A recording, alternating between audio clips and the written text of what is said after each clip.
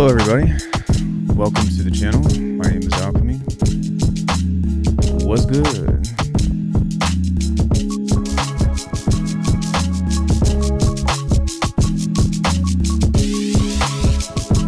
Hello.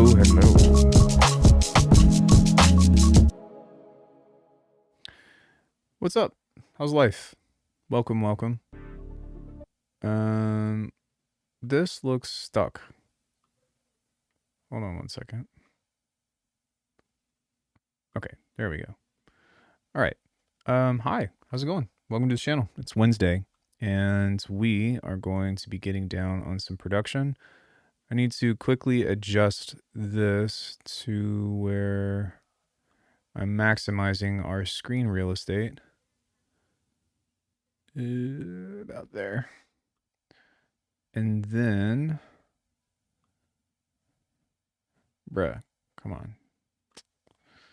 Okay. I'm going to push that out just a hair.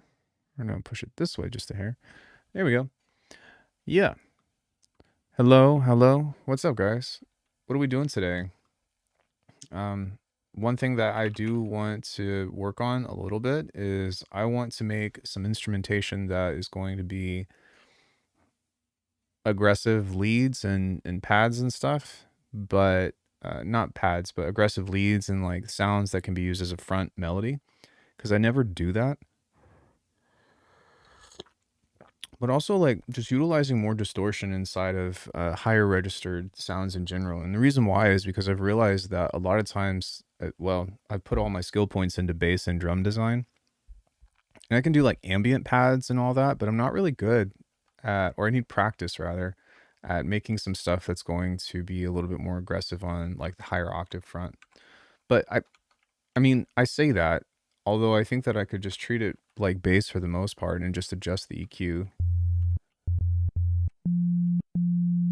But even still, it'd be good to get some practice in.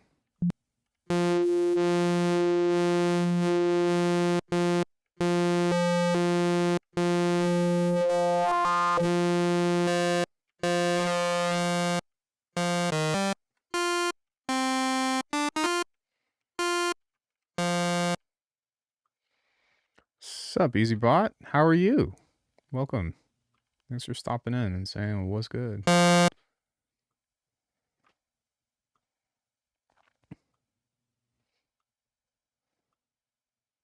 How's life treating you? Chilling, just sitting down at the comp. Are you getting ready to go live as well?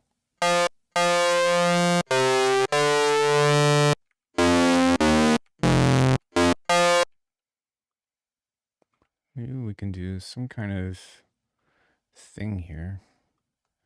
Maybe a little bit of no sir emails and shiz. Oh God. That's the part of YouTube that no one talks about. I'm just kidding. Yeah, such is life.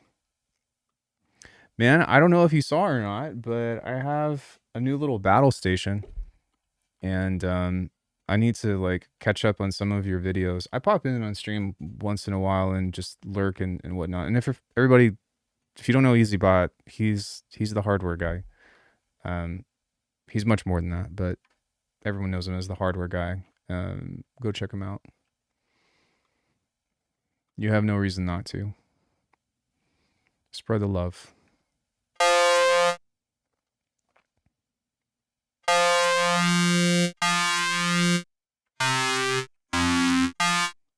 It's a no-brainer, man.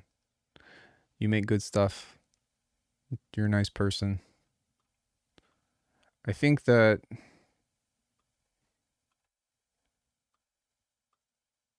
everybody could be a little more giving at times, myself included.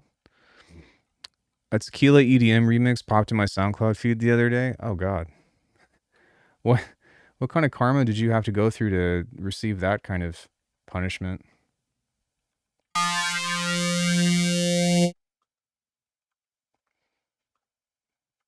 Okay, let's see if we can just give this some. And I think that's part of the reason why I don't make these kinds of sounds very often, is because they're just boring. That's way too much chorus. They're just kind of like, eh.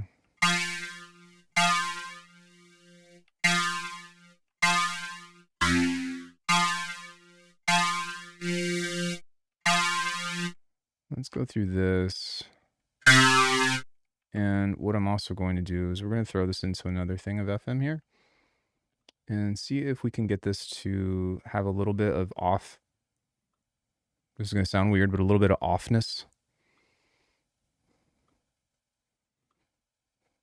Little bit of offness.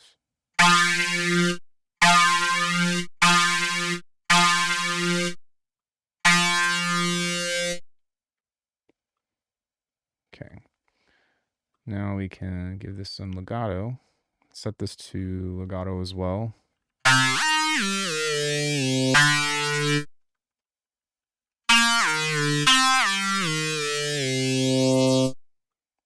We can macro some sync here.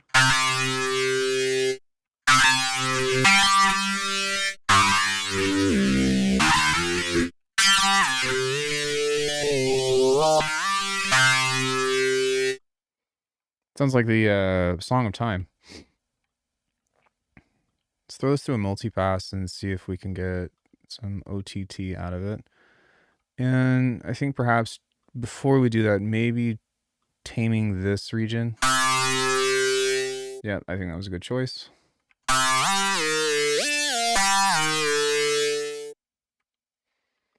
Give it some shaper. Maybe do this at a second stage.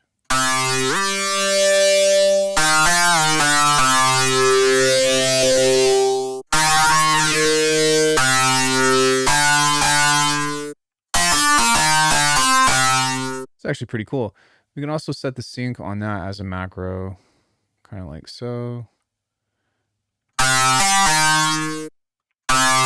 And then maybe we can do that as this as well, because I think that all of these change the timbre in a way that sounds interesting.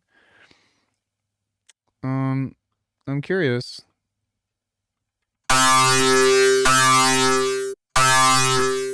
No, we would need a more complex waveform from that. For that, maybe what I could do is add another instance of a wavetable or something, and just use this as like a breaker. I'm like making up words today. But what I mean by that is we can set this to an off timing thing, kind of like so, and just create like an insane wavetable. Actually, yeah, I don't even care if like the fundamental is there or not, because we're going to introduce this so subtly that, oh God, fuck it, send it.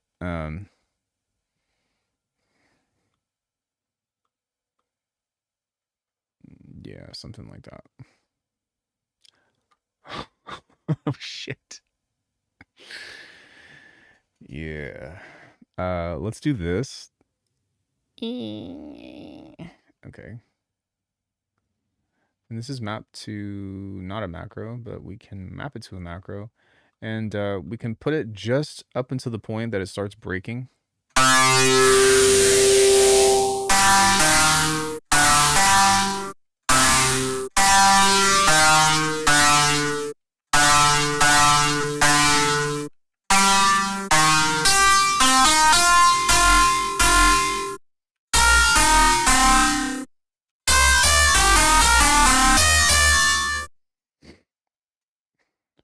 Maybe I'm a little better at this than I thought. This is kind of what I was... Almost spilled my coffee. My decaf. Decaf. Nasty sound. It almost irritates my ears. Almost, but not quite.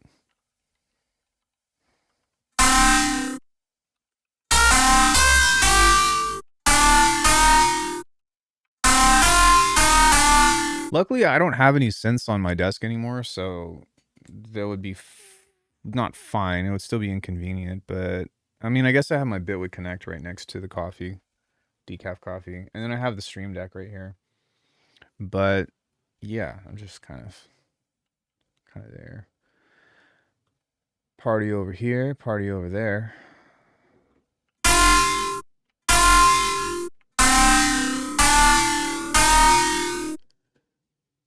I not really like these. Properly will like you more. Okay, well, that's you. right now I'm just in the exploration stage of just making different stuff.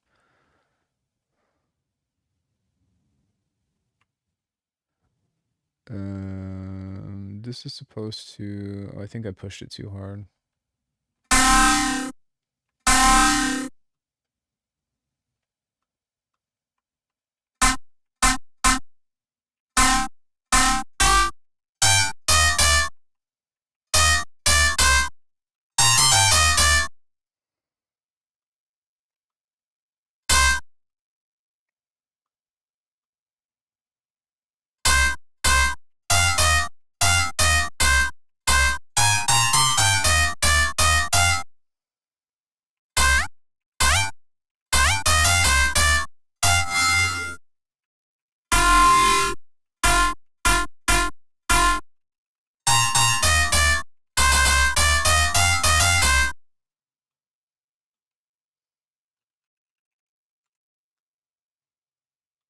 Did you learn an instrument before you started producing? No. Um, I've always been around music. Like my dad was uh really good guitar player and all of that other stuff, but I got into music after getting hurt. I broke my ankle in 2013 at a tricking gathering. And what happened was I wasn't used to the bounce that the floor was giving me, and I overshot a trick and I landed like in a quad stretch and on to, like, if you do a quad stretch, you know how you grab your ankle from like pulling up? I landed on that way. And so it just went crunch and I was just like, uh, I made like the Tekken sound as I fell, and that put me out for like 6 months. And so I was like, oh my God, what am I going to do with my life? And so I started making beats on the machine, and then I started looking up how to sound like Seven Lions and doing all the research that I could obsessively. And then started looking up noise tutorials, started watching frequent stuff, watched all of the Mr. Bill tutorials.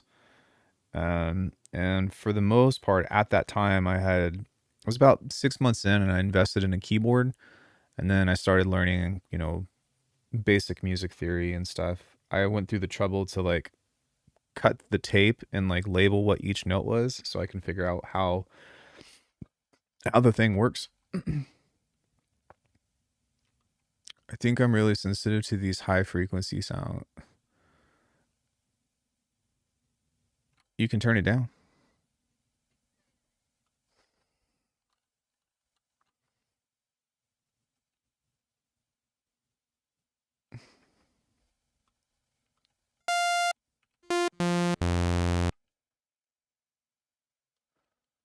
Um, I wouldn't say that. I wouldn't go that far, but I mean, yeah, you can turn it down.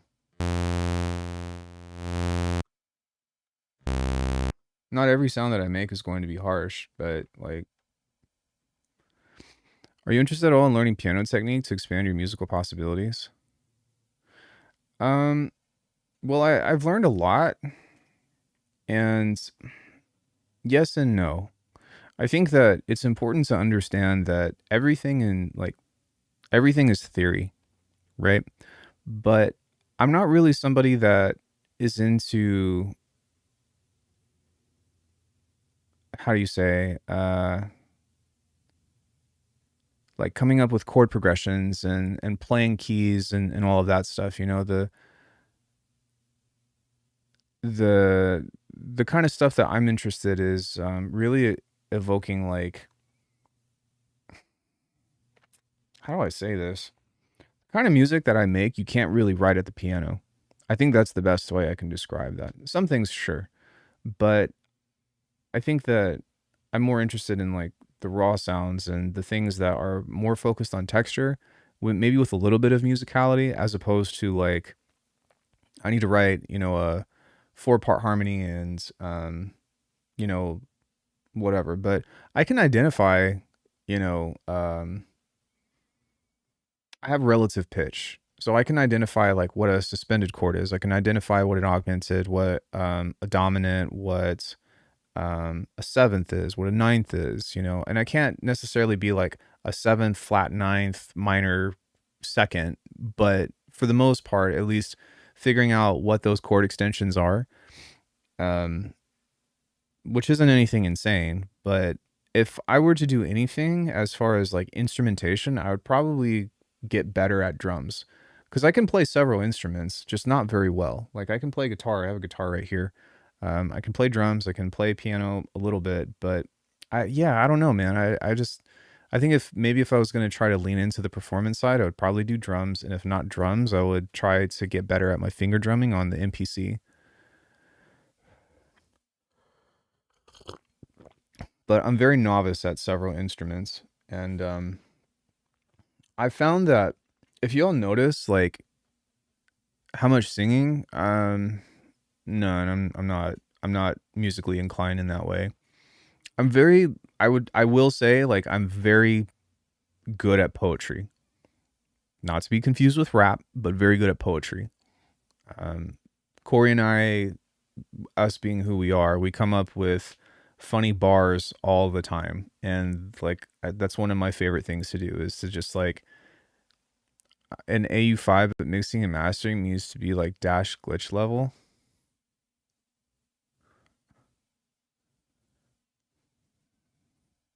Needs to be, like, dash glitch level good.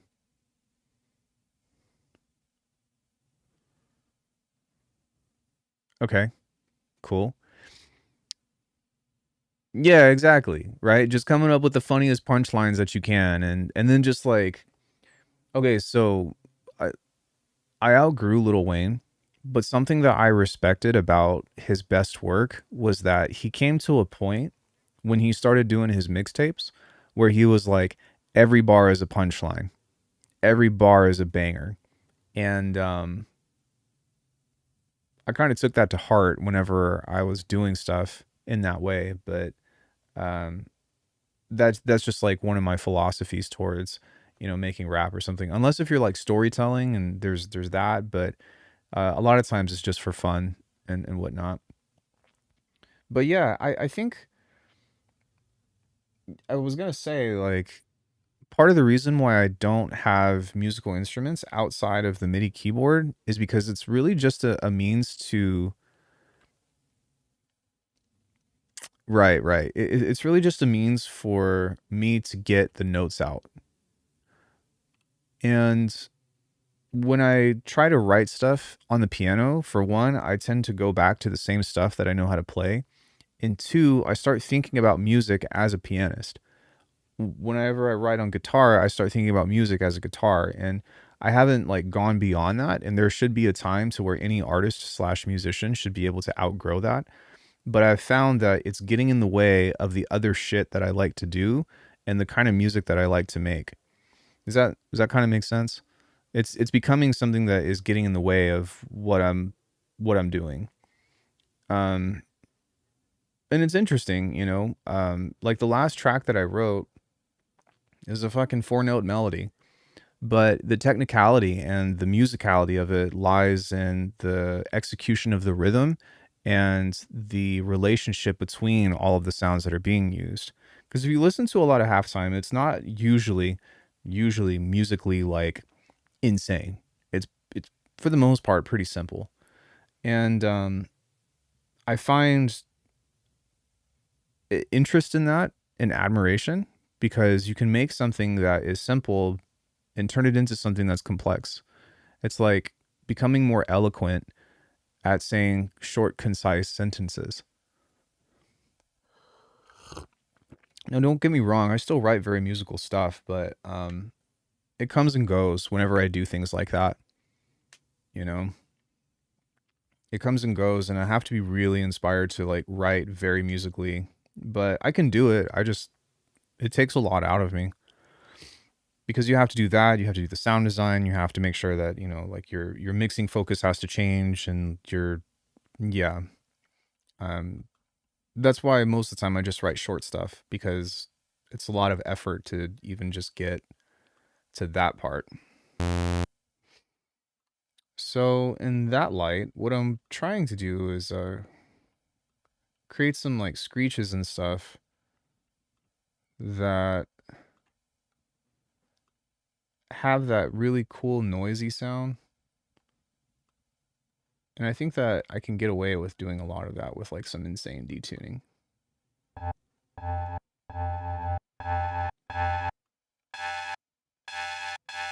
Like that.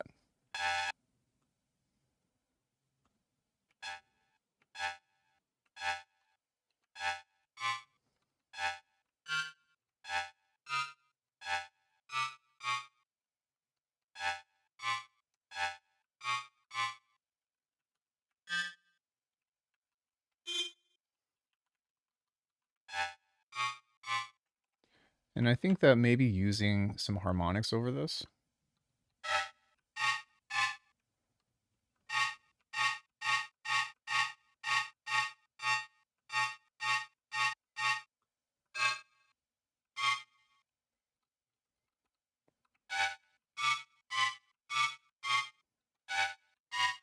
I agree.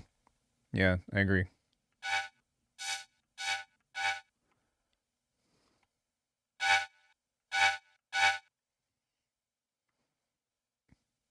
You kind of have to do one in favor of the other, you know? Or like it has to be in such a way that like the composition has to really take turns, you know?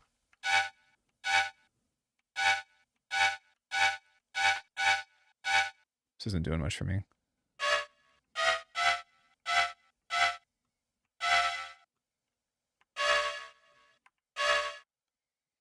Right.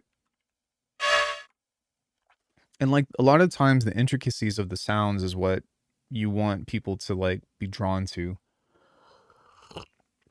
If you listen to like Noisia's best music, they might have like a chord progression or, you know, some kind of musical stuff, but like at a certain point that all goes away and it's just like half note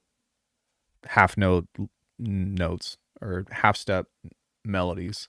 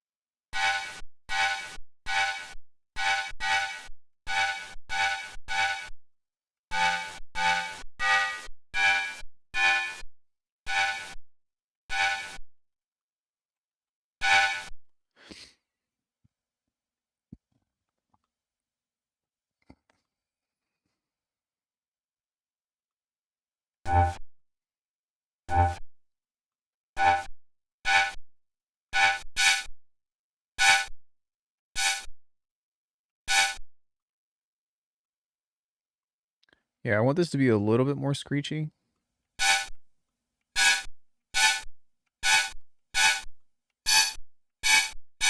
Maybe not that much.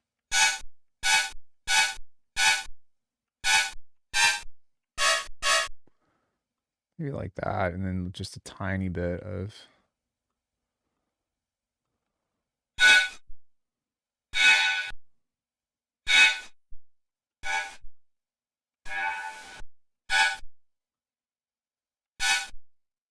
Maybe some noise.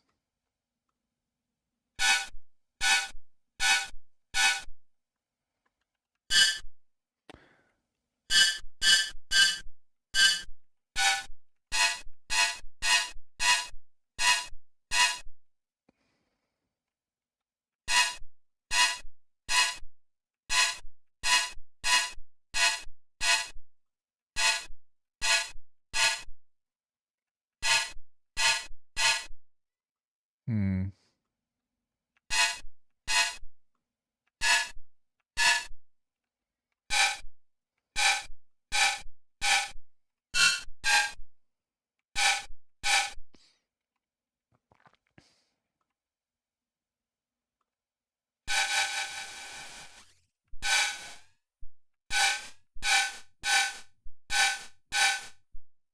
Yeah.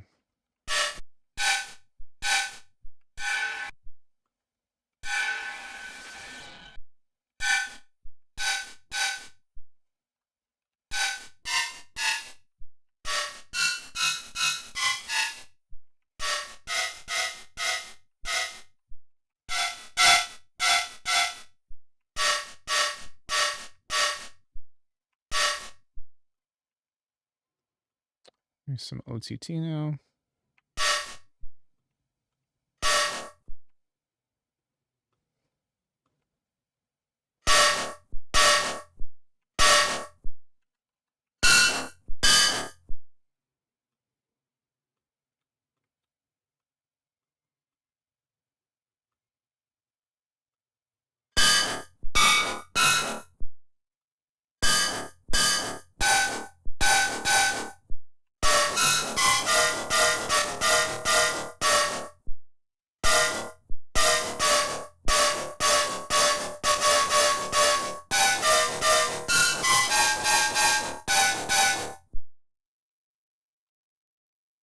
Like a gate.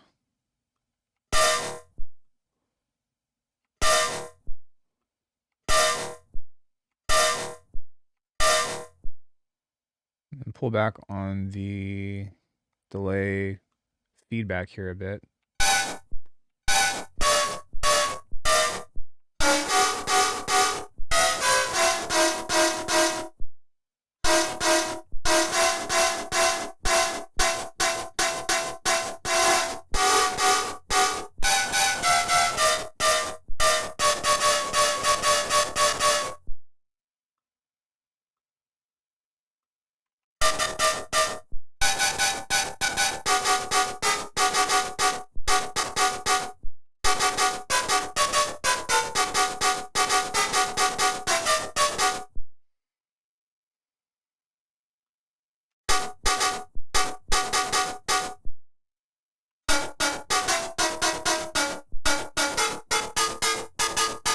Yeah, that's what I'm wanting right there.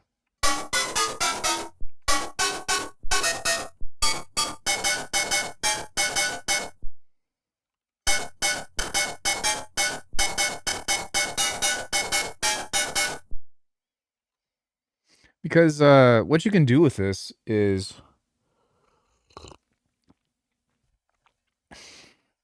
use shit like this as your melody, especially for like halftime. So I'm on the right track with wanting to make interesting things like this, but the cool thing is when you do this, let's just say like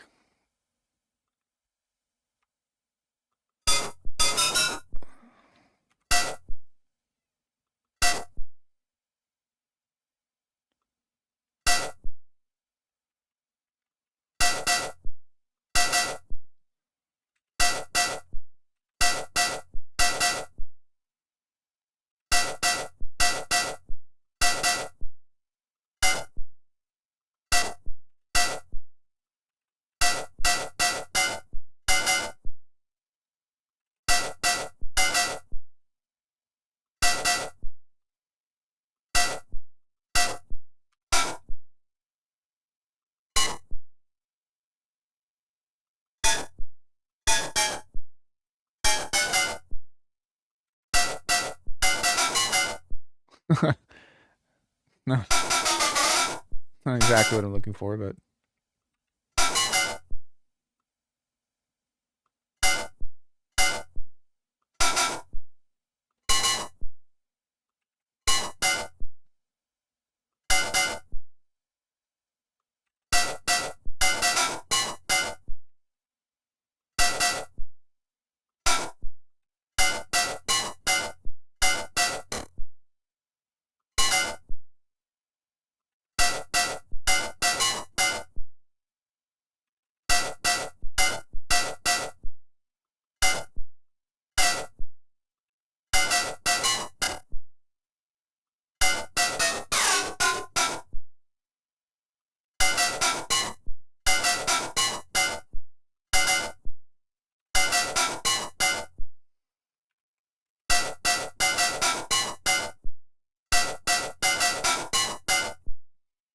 yeah.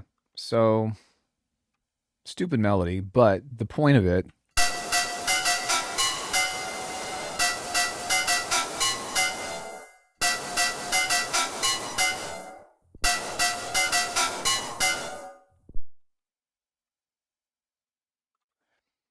is when you have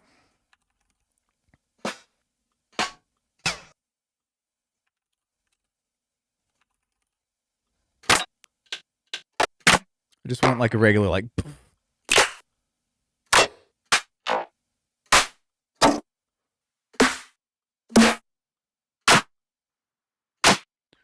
Hey, Juan.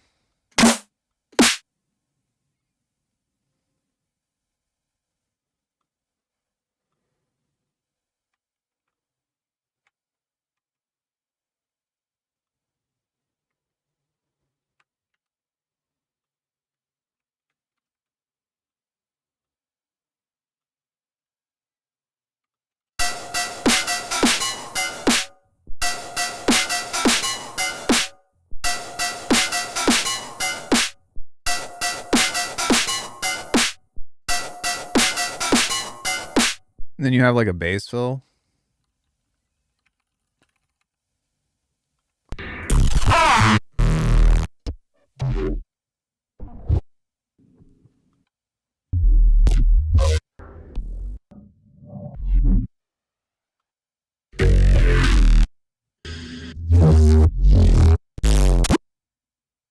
Yeah.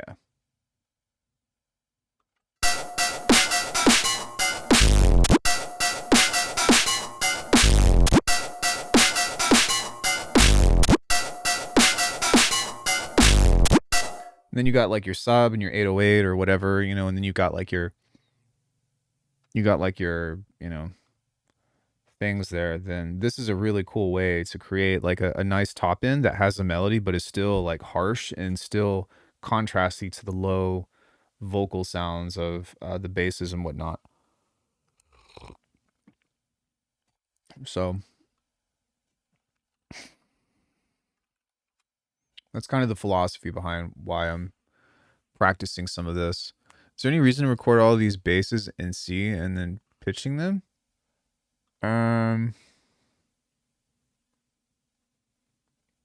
Yes.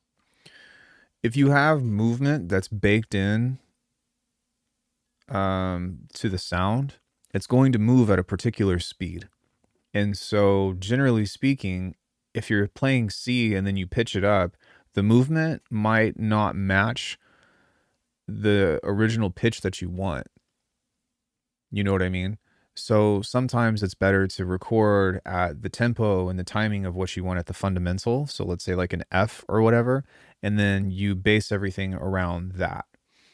I don't know if that makes sense or not, but like you might have like some neuro movement with a C and then you pitch it and it's too fast at F or it doesn't sound right. There are some workarounds to it, but generally speaking, I just record in one of those in like anywhere from D to G sharp. And every once in a blue moon, I'll make a track in B. Actually, I think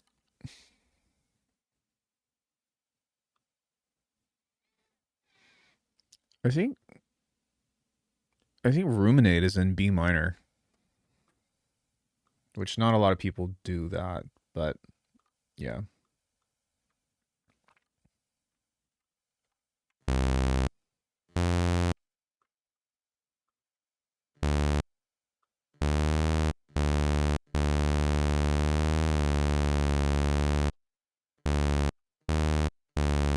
Is it because the sub bass would otherwise be too low in other keys?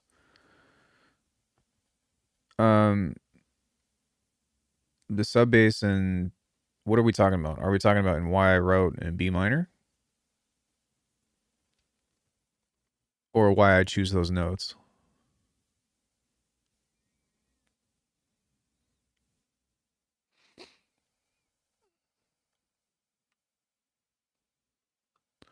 Oh yeah, yeah. It's because that's like the optimal, you know.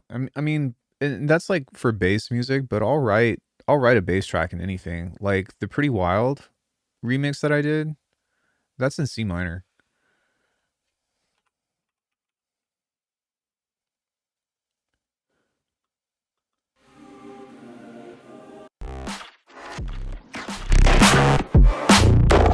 Like you can make basses stand out. You just have to know what you're doing.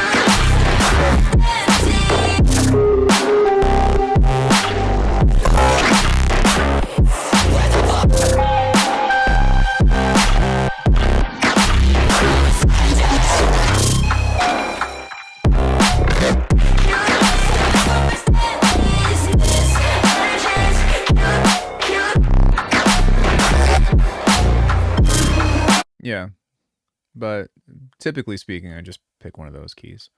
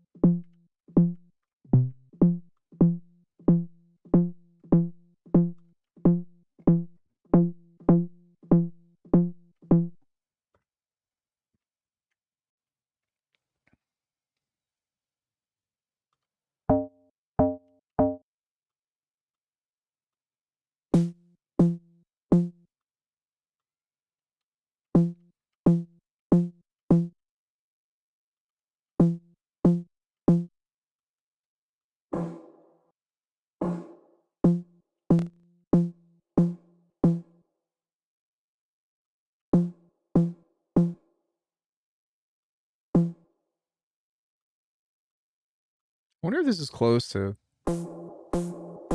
Yeah, it is.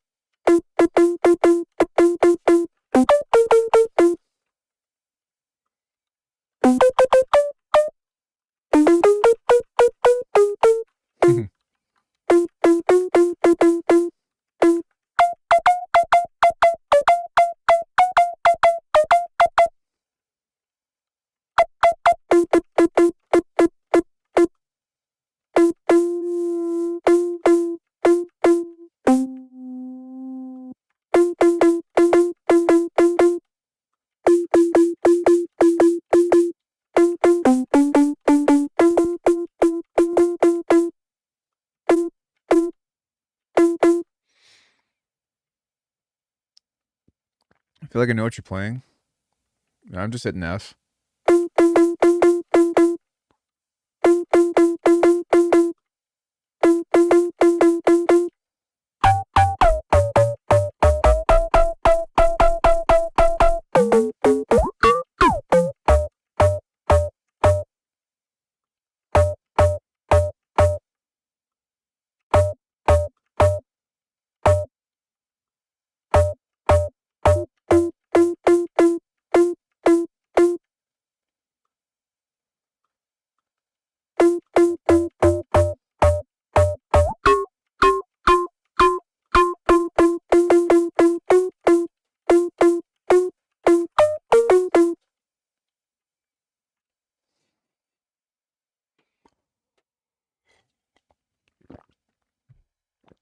Yeah, I don't make very much of this stuff usually, but I should.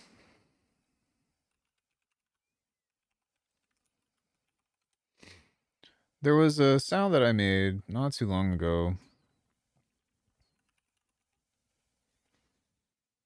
which was almost like a direct copy of this one track that I've been trying to remake or bite off of for several months.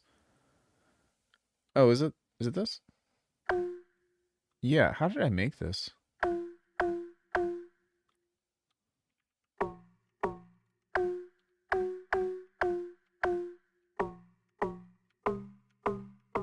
Oh, comb filtering, low pass,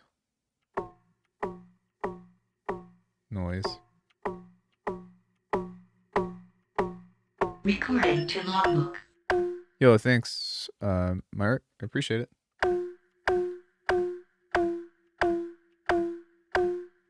So I was on the right track. I just needed more noise and a comb filter.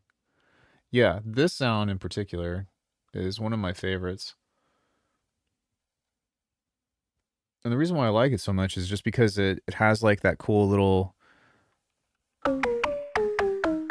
Yeah, it almost sounds like it could be an instrument, but it doesn't have like a.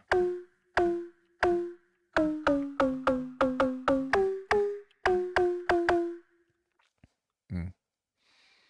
All right. Let's go cancel. Let's see if we can make some other interesting like donks. I guess would be the word to describe it.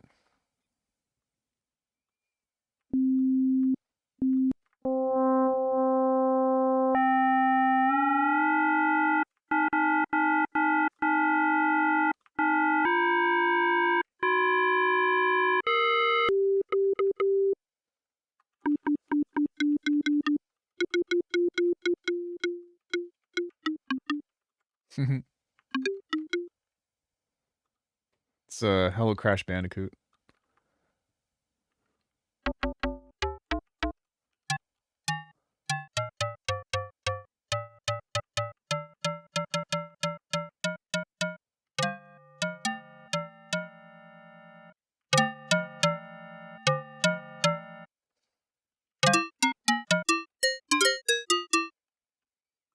FM is such a powerful like sound sculpture.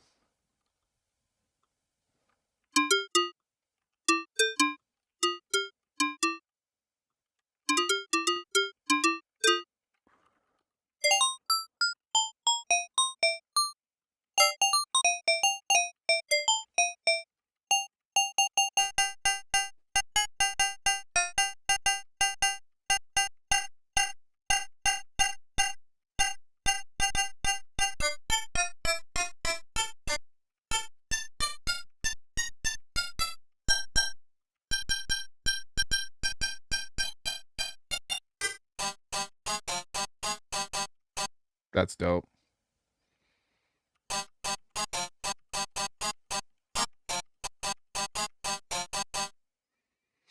What am I looking for? That's what I'm looking for.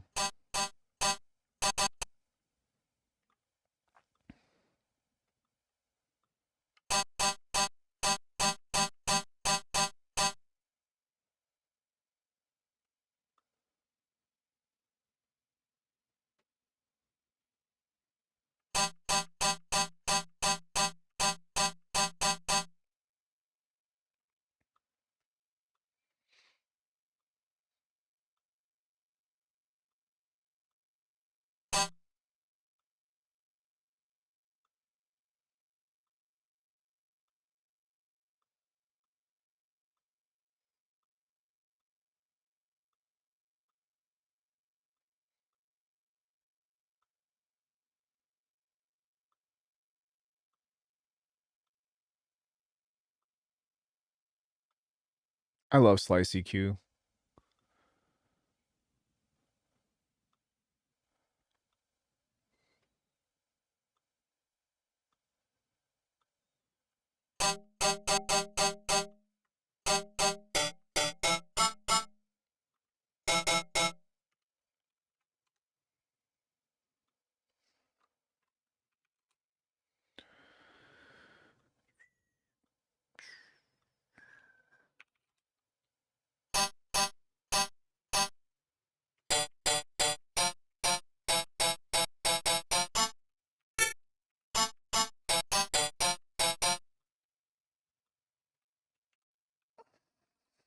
Okay.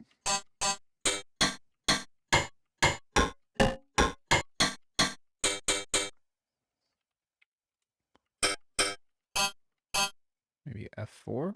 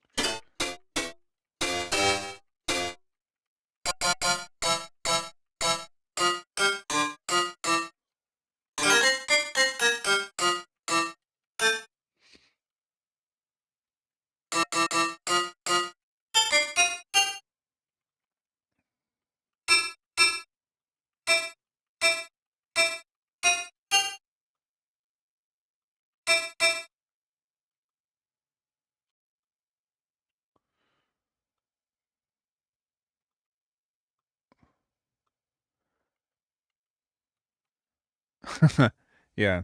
I don't know what you heard about me.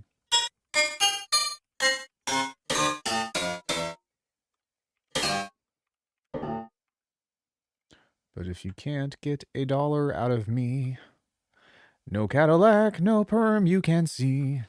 I'm just kidding.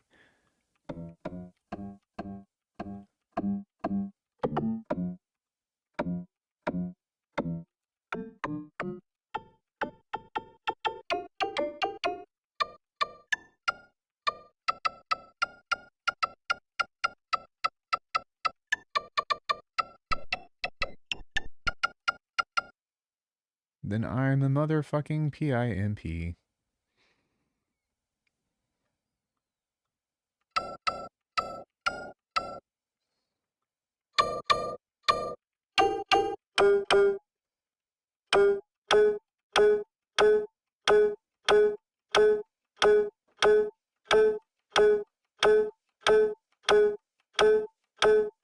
Dope.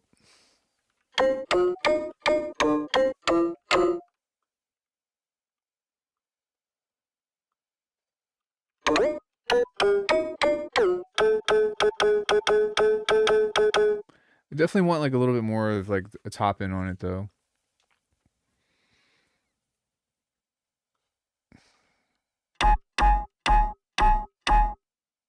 That's pretty cool too.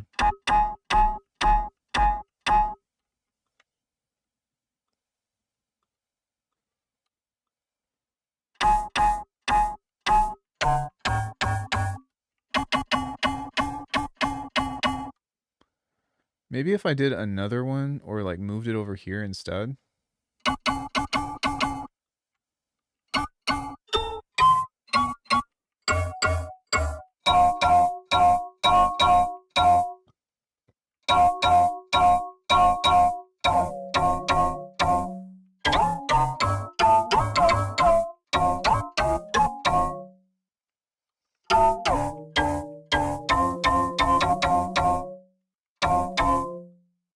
That's really interesting.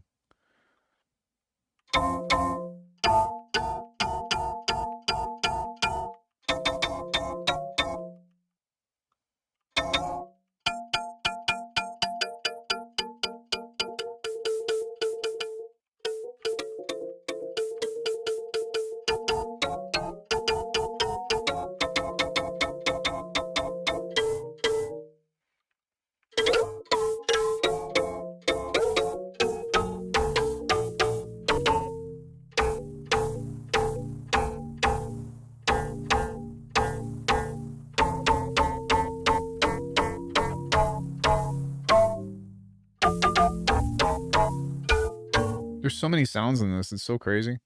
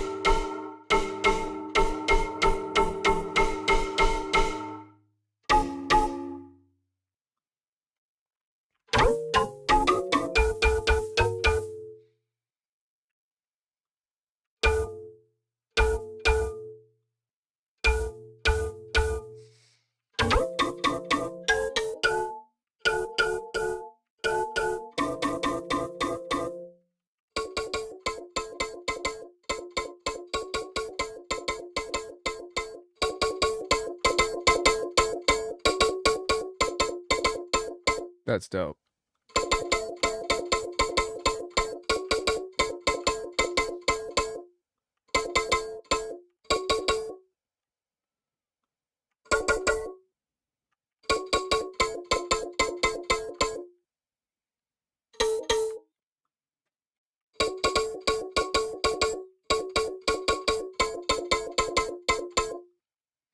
Maybe I should also do like another pitch shifter here and do the same thing.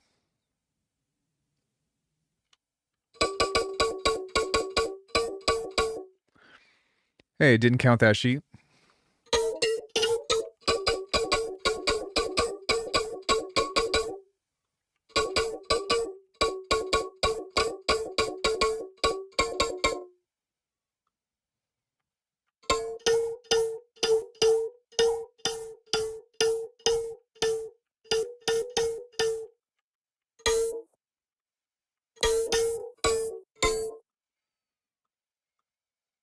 Whatever that resonance is, we can just... I think it's this.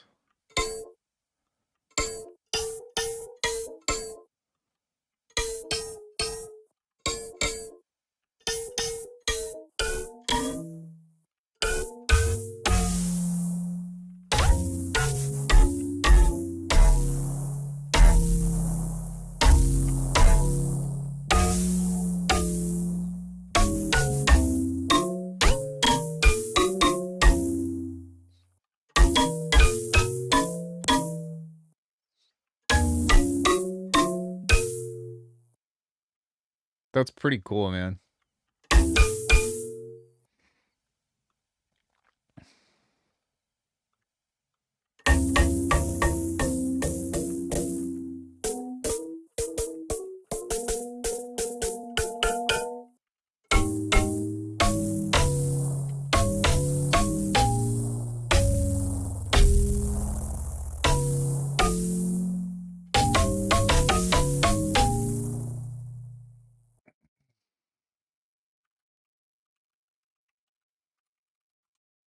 I'm like using onomatopoeias to describe these sounds.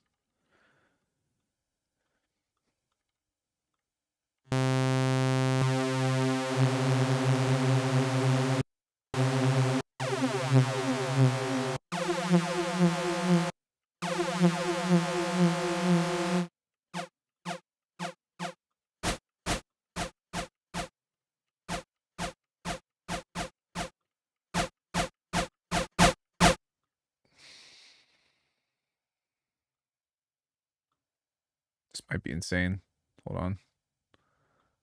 Okay, it's all right. Boy out here adjusting envelopes. I see you. Chat's weird today, man.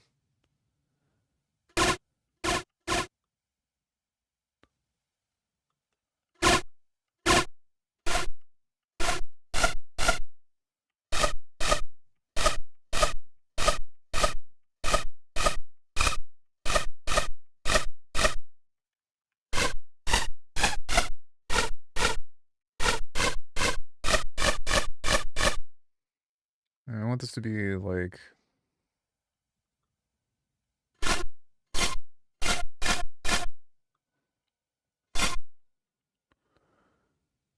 Programming some grooves, bing bong.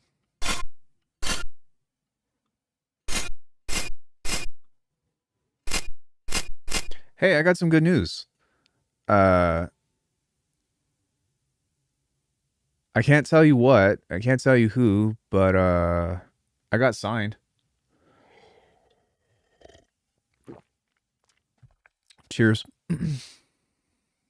Signed the contract last night.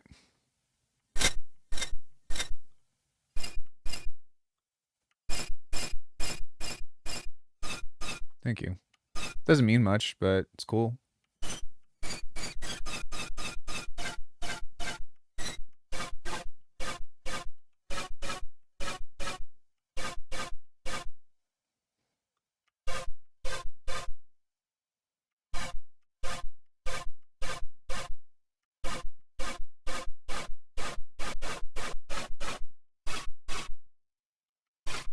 Oh yeah, you can also create that like shitstorm of a sound from.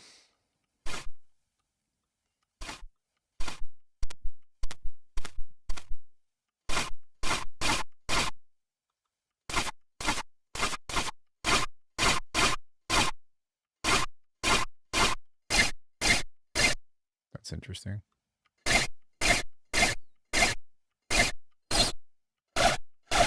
Yeah, that's kind of.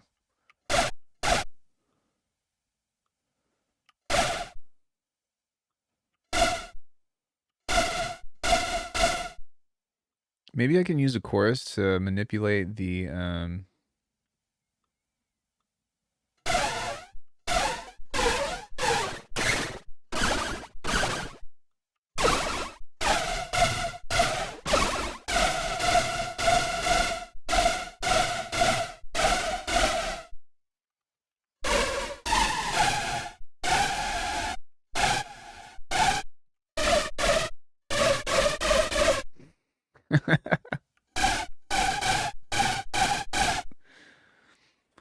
Sorry, it's just funny. Stupid sounds.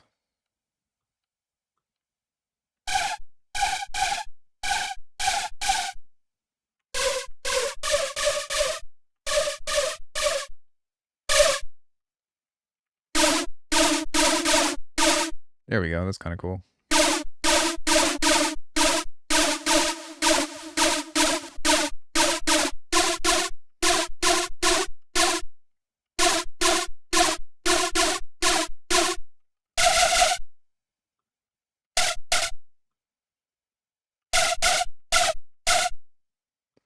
And maybe some kind of zippy.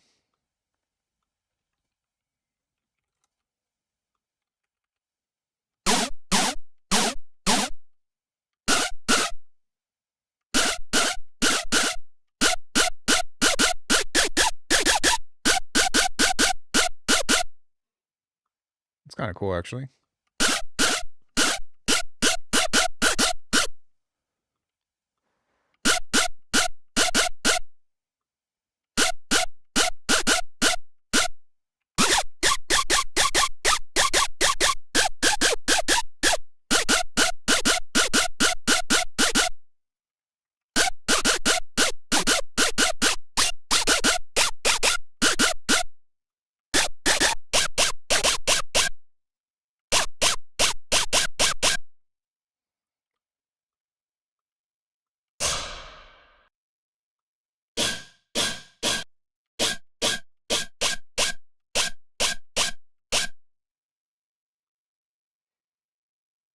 Mm-hmm.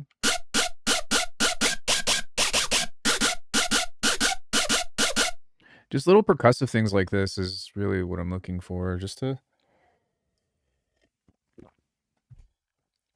have some contrasting elements that are still aggressive, but not like what I usually do, which is just like sine waves or just like regular plain Jane saw waves or something of the sort. So I think that getting some practice in on this stuff is going to be good for me for in the future when I'm like, I need a melody, but you know what I mean? I don't want to do like something that's more clinical. Although this does need a little bit of love here.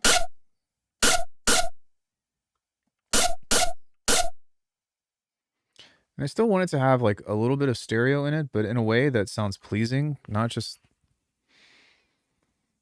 I don't know, maybe a dual delay that's like really short.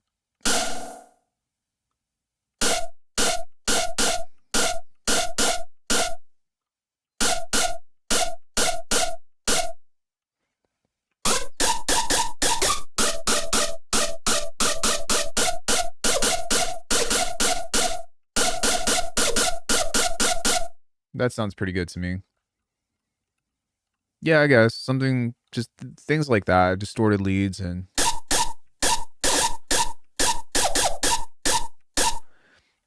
because like this kind of stuff is nice. It still applies to the kind of things that I have in mind.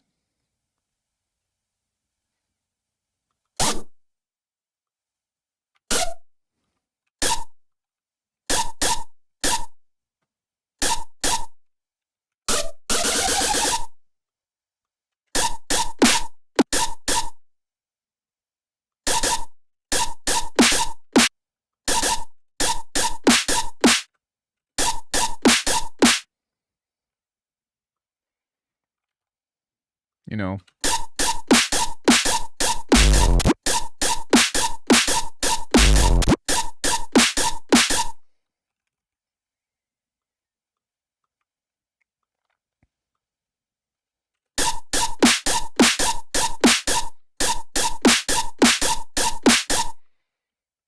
Still wanted to maybe like have some kind of control over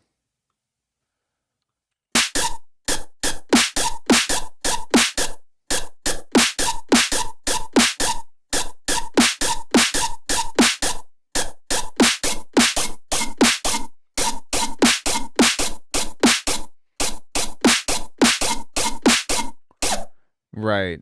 Yeah. And so like if you had like a kick and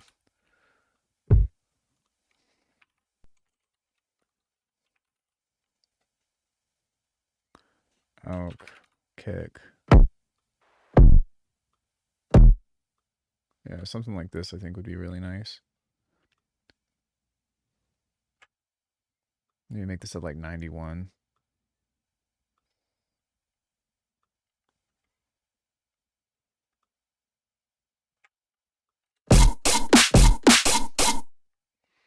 And then you just like sidechain the fuck out of it to this.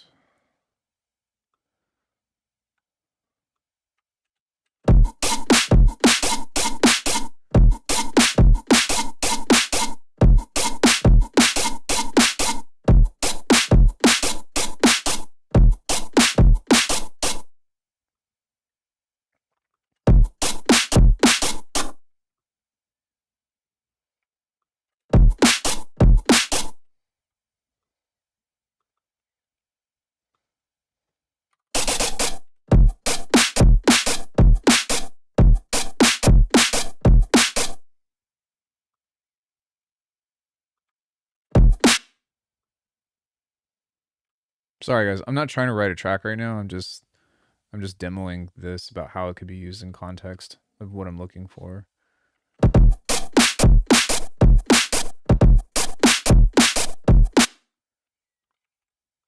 Probably sound a lot nicer with an 808.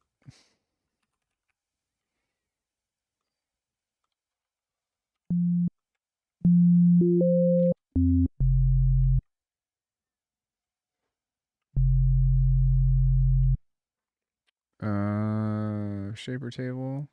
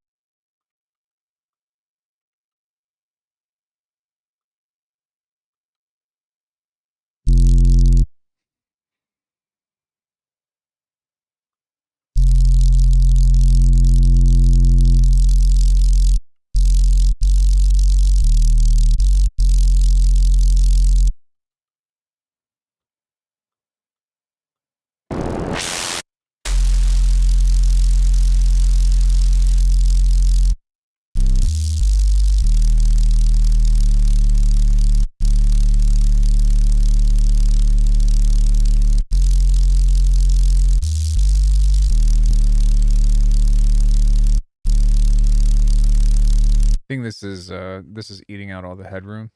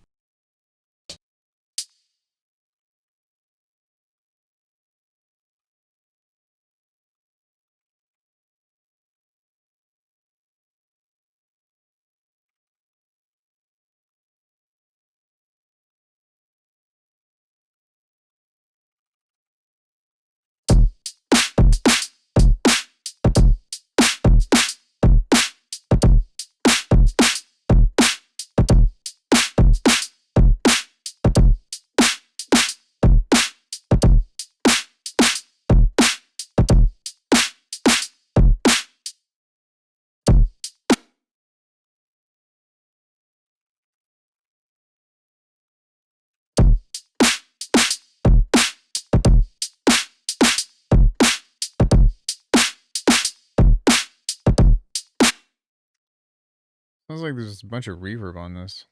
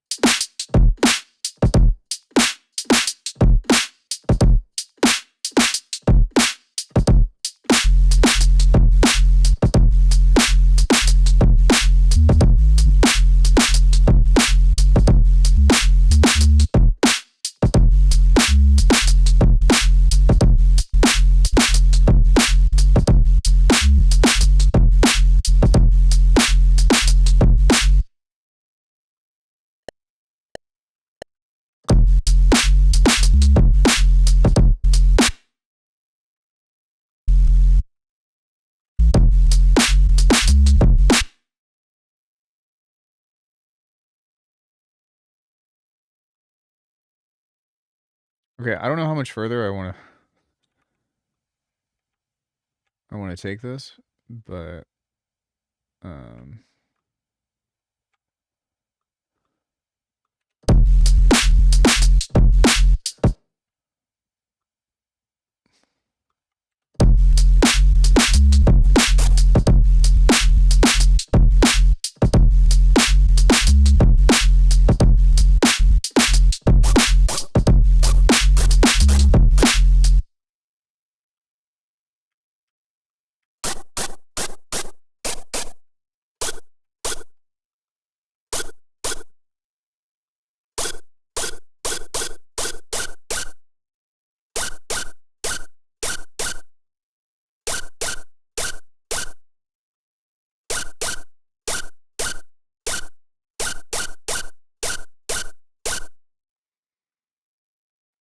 no, I don't think so.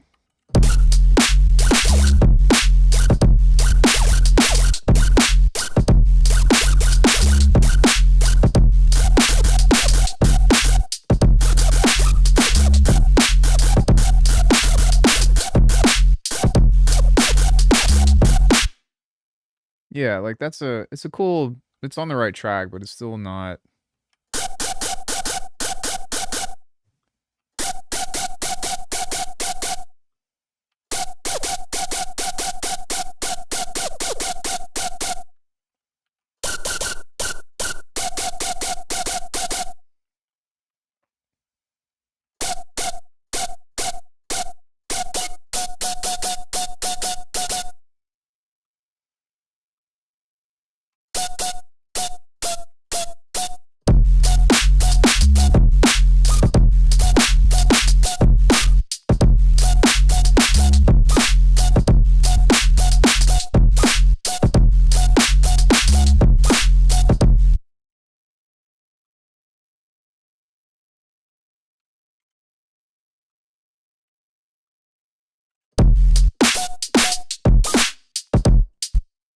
That's kind of more just understanding the spacing of it.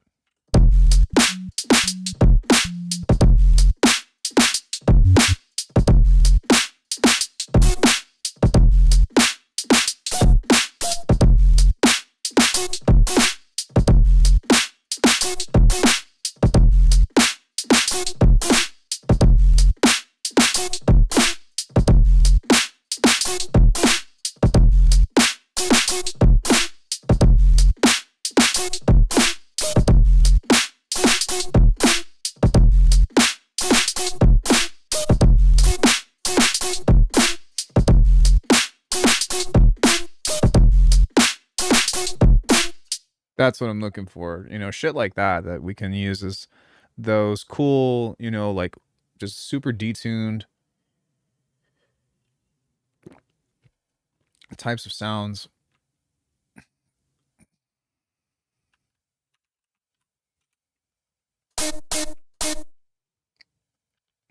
And that's kind of what I wanted to focus on at the beginning of the stream. We're gonna do some bass design here in a bit, but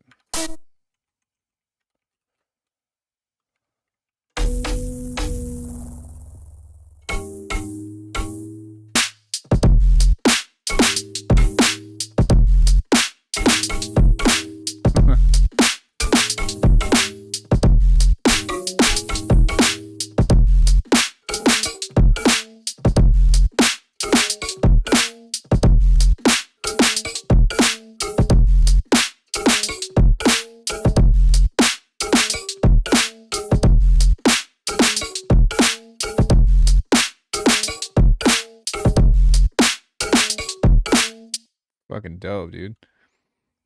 Yeah, I'm pretty happy with that. And then like we can always run that through like other processing chains and whatnot, but um yeah. No, I don't think that I'm ever gonna do another Vital Pack. I just I don't see how I can provide value to what everyone else has already contributed.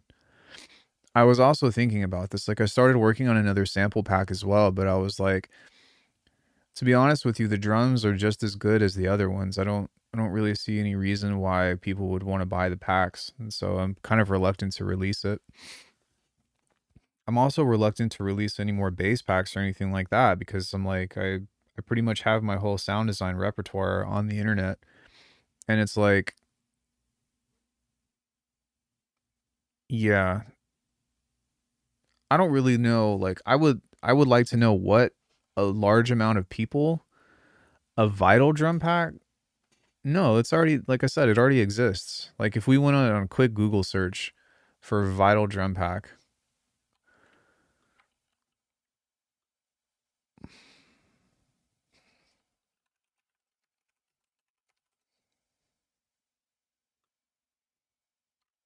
Splice,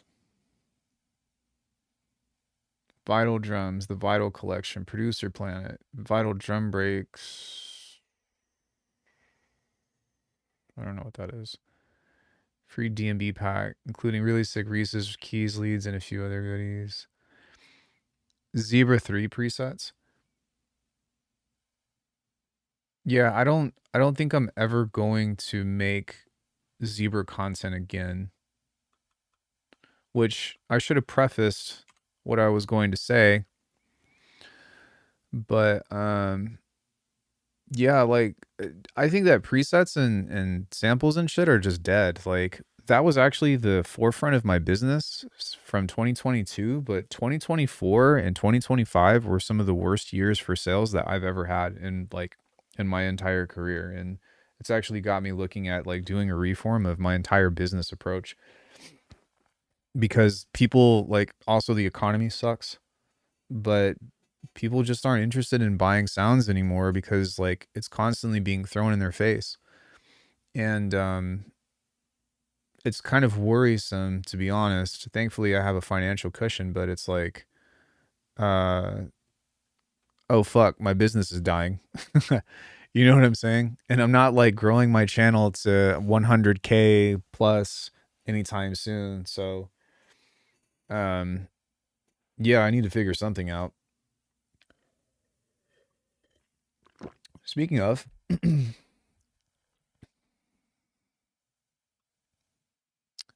everybody, do me a favor, enable gift subbing because I'm gonna give some subs out for the people that just walked in. Do me a favor.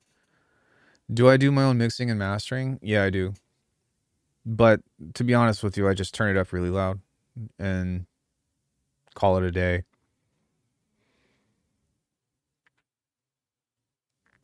Yeah, I mean, well, I guess that's what you're supposed to do anyways, is just, but even still, like mixing and mastering and all of that it's very hard to do for other people because you you have an extremely high expectation and it's hard enough to like mix your own shit and master your own shit, but because you know like but it's better that way because you know the ins and outs of your own sounds, you know. I think that sometimes it's better for somebody to mix and master and do your own shit or whatever, but at the same time it I don't know, it's rough. But almost like yeah, I just feel like I'm looking for a space to take in the market that not a lot of people are occupying. I will say, like, I haven't tried the mixing and mastering services and whatnot, but you try to do recaps of streams. How did it go? Yeah, I tried to do that as well, and that didn't really work out so well. No matter what, no matter what I do, unless if it's a super popular video, actually, yeah, if it's like a normal performing video, I'll get about 1,000 views. If it's not super popular, I'll get like 200, but views don't equate to the business. You know what I mean?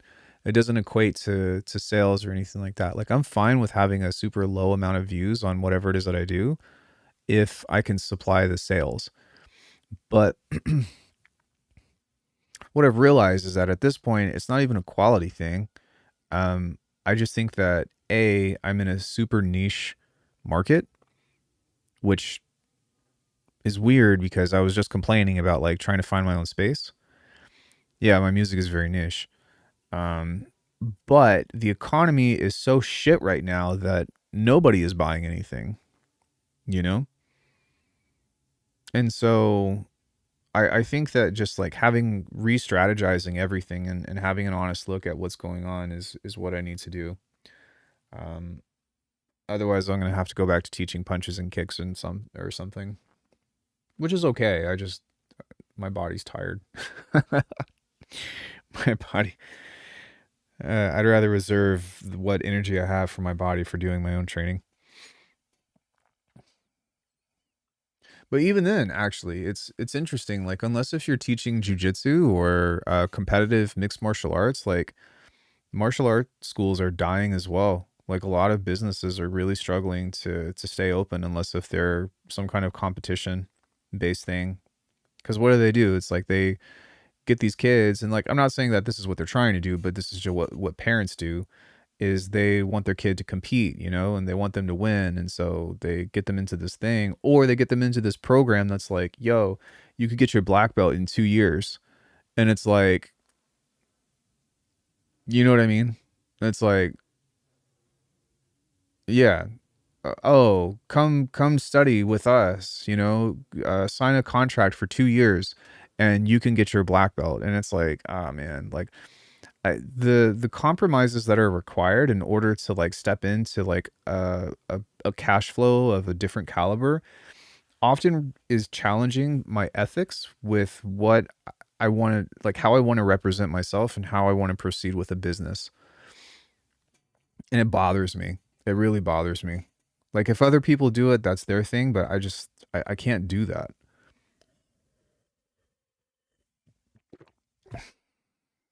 It took me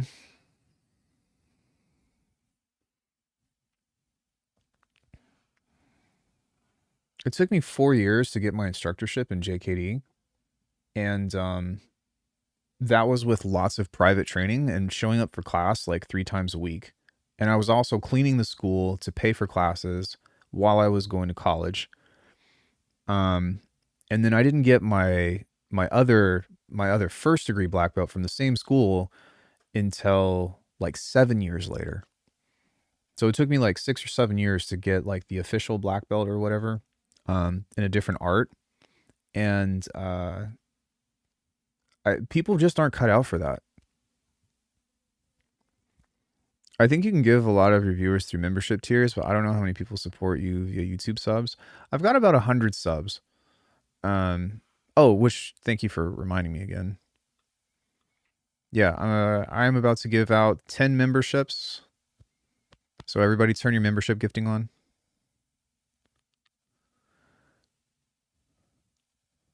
Well, the interesting thing is like if you think about it, the ceiling is there is no ceiling for how much money you can make. You know what I mean? There's no ceiling for how much money you can make for like selling shit online or, you know, whatever. But the problem is that the ceiling comes in with time, with how much time I have versus time for music versus time with like my family. Well, Corey and my dog was my family, and then my other hobbies. I'm going to give out 5 more.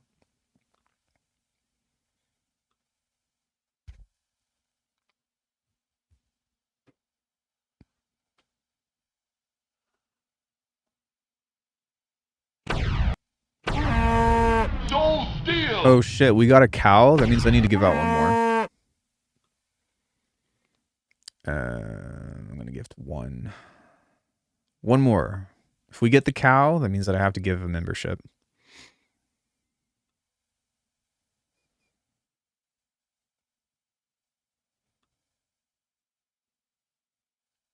Did the alerts even come up on this? Yeah, they did. Okay. There we go. Dope. Thanks, everybody. Appreciate you all being here. So yeah, I don't know. It's I mean, like really Splice ruined sample, like selling samples. What's his name? Oliver. Shout out to him because he makes really good stuff. I can just re-enable the auto sub next this month. Oh God, didn't it? Huh?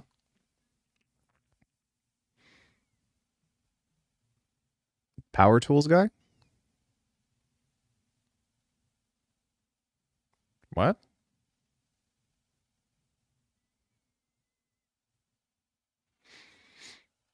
Well, I guess anyways, what I was trying to say though is that like presets and selling samples are just not the market is so saturated on that for any genre, you know.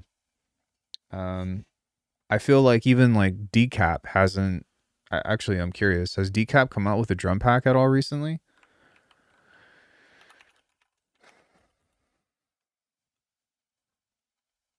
Oh, he's doing the splice thing.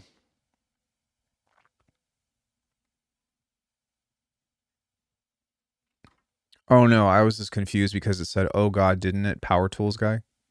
I didn't I didn't connect what that was. Oh, that's him. I didn't know that. I didn't know that was that guy. Yeah, I mean even he hasn't come out with I think this was this was the latest thing that he dropped and I feel like this was several years ago. And like to be honest with you, I feel like Decap has really like he's got good shit.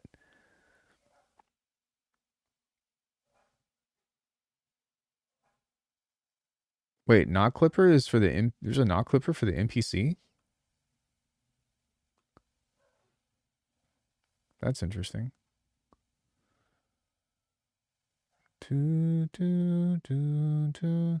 Right. I forgot that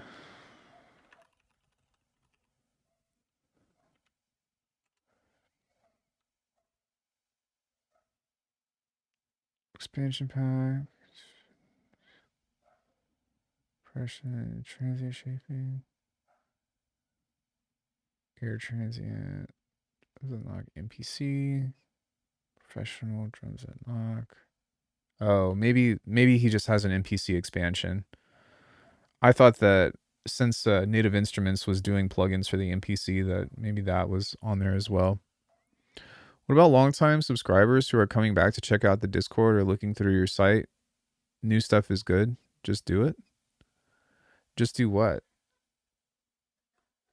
Like I'm pretty committed to the membership stuff. Like if you take a for anybody that just got a membership, I'm like 3 months ahead in videos and I just uploaded another well, you won't be able to see that, but for the high tier memberships, like I still upload master classes and I still upload content for like samples and stuff from time to time.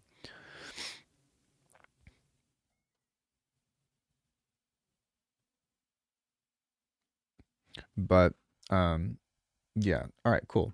So let's get into some bass design. And then we'll probably do some drum design today as well toward the end.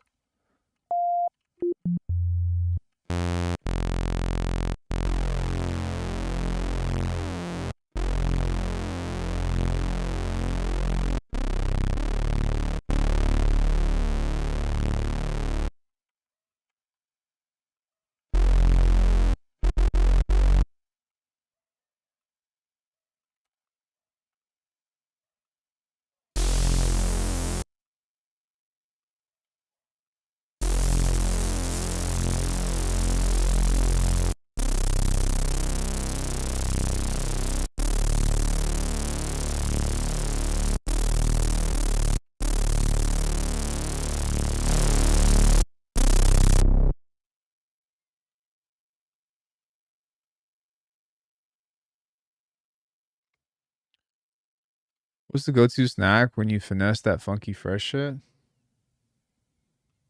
What have I been snacking on lately? I really like dried mangoes.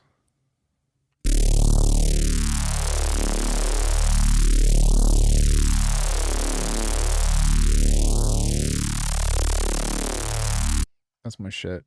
Dried mangoes. What is tier 3 in USD? 16.99. I think it's 20. And that's like got all the master classes for like how to do all the stuff, like mostly drums. But it has the production courses on some stuff, which I should probably look at updating pretty soon.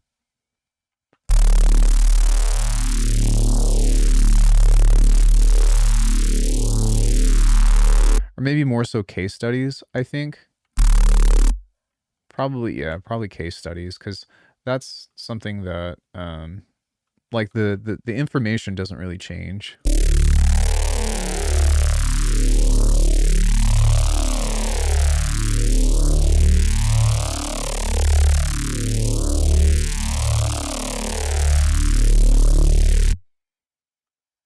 Bro, are you alright? Like, did you have too much coffee today, or what's up with you?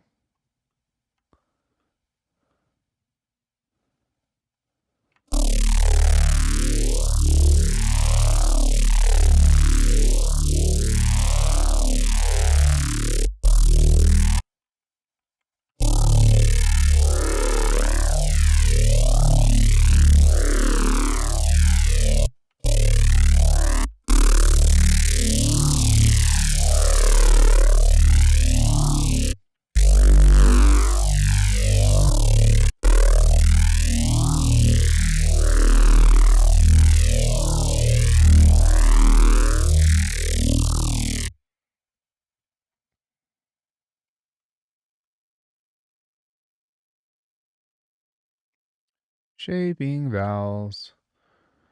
Shaping vowels.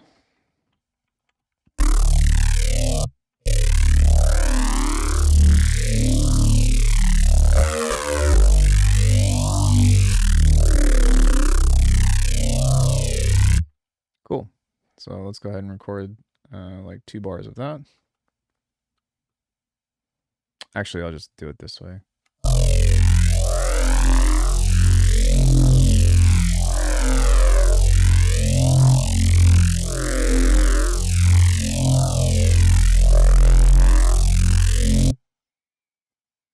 Pull that out here. Bring this in. Turn this off. Turn this off. Turn this off.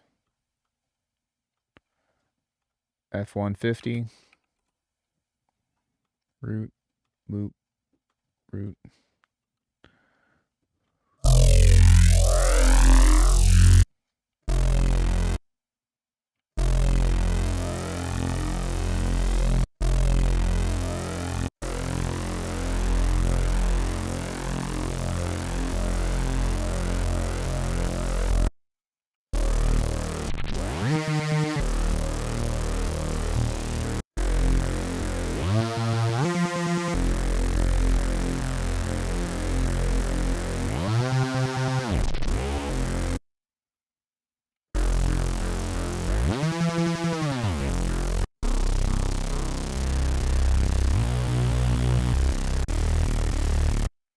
Okay. Let's go snap heap. Distortion. Filter.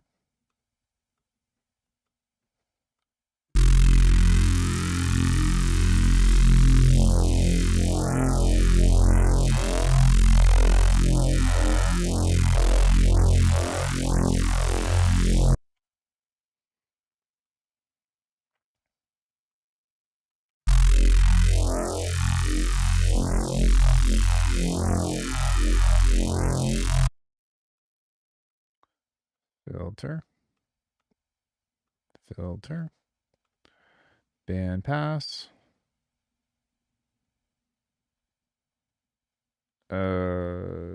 Filter.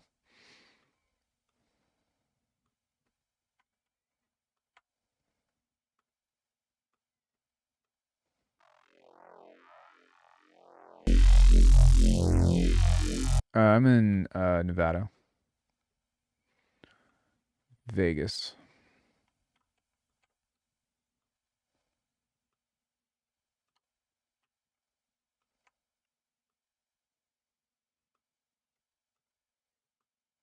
Vegas, baby. Even though I never go out.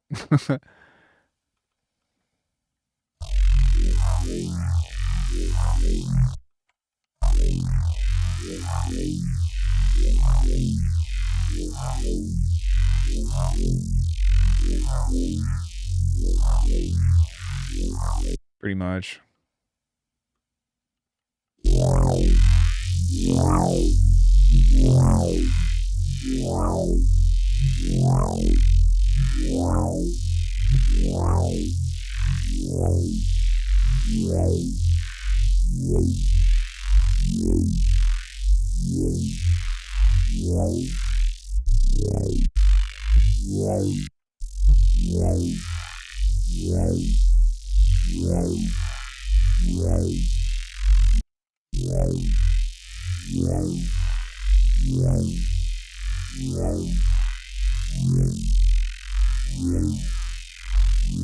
That's what we're looking for.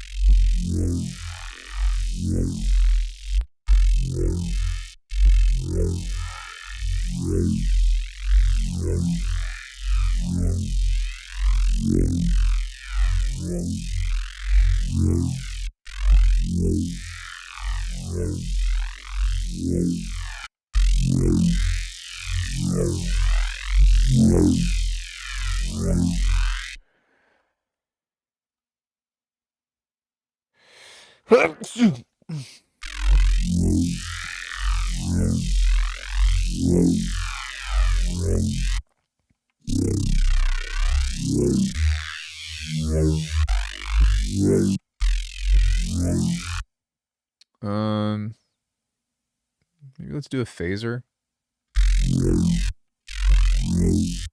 Thank you.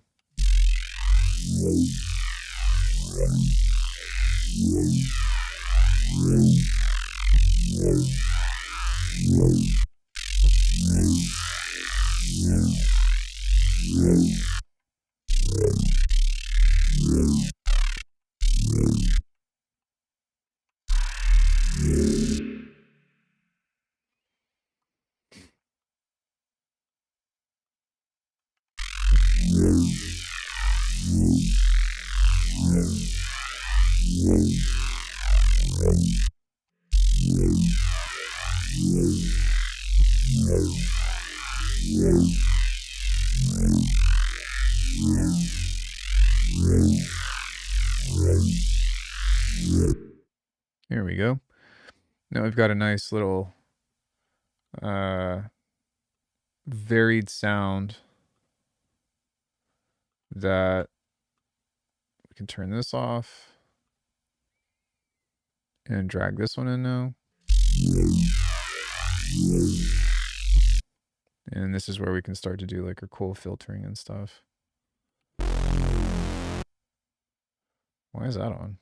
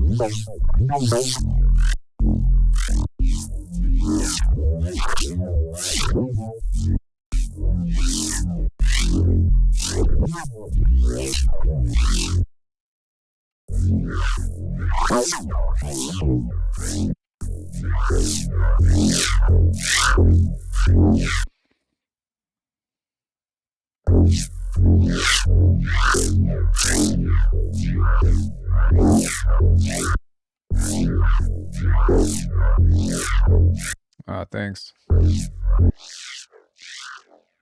They're just bases, you know.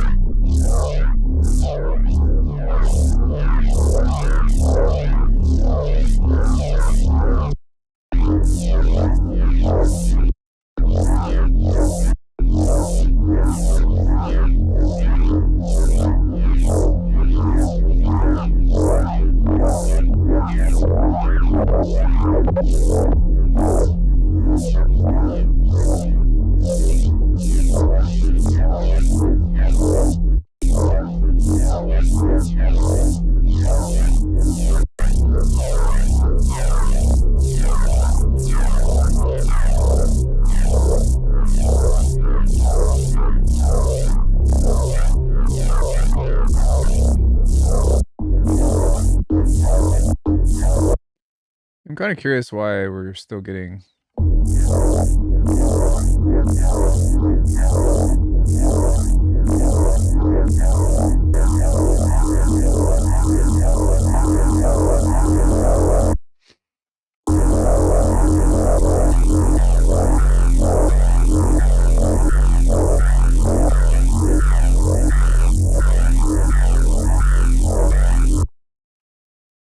kind of thing with these sounds is you just gotta sit and fuck with them.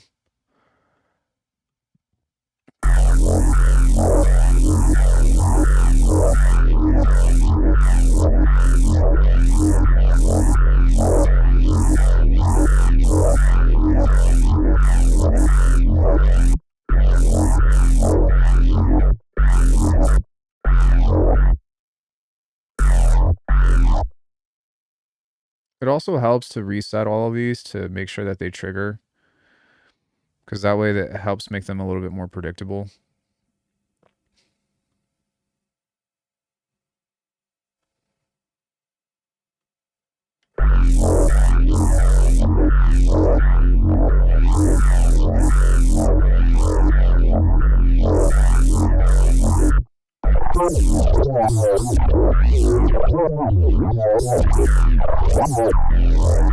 There we go.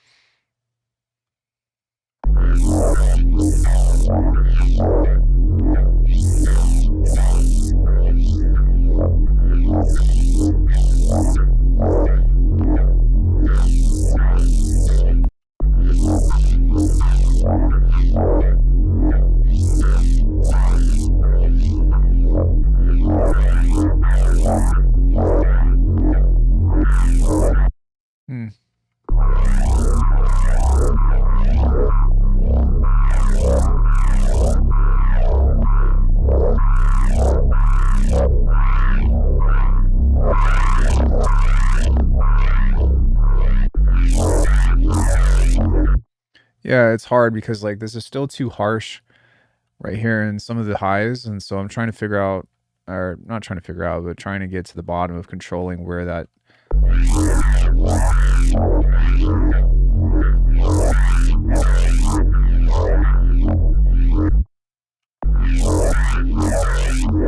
because what I'm trying to do is make everything a little bit more clean, or make the sound more clean, and part of that is from controlling the dynamics of what each part of the frequency range is doing.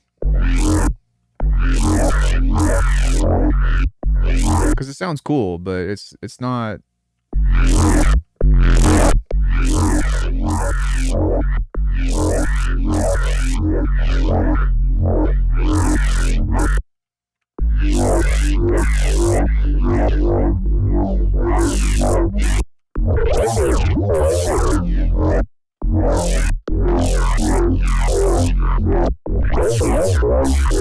So, and some of that high end is cooked right there if you listen to it. So that's what I'm trying to avoid.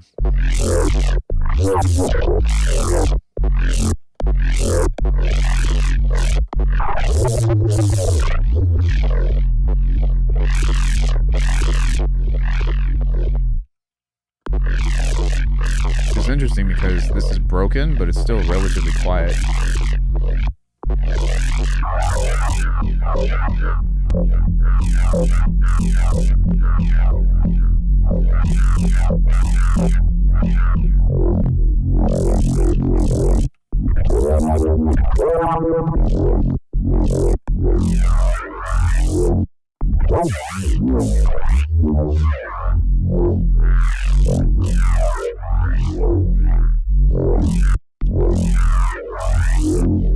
Still sounds cool, but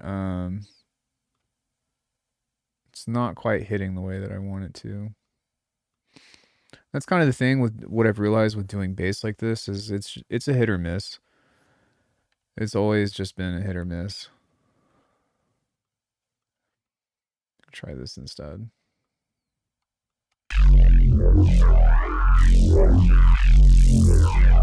That sounds a lot better, actually.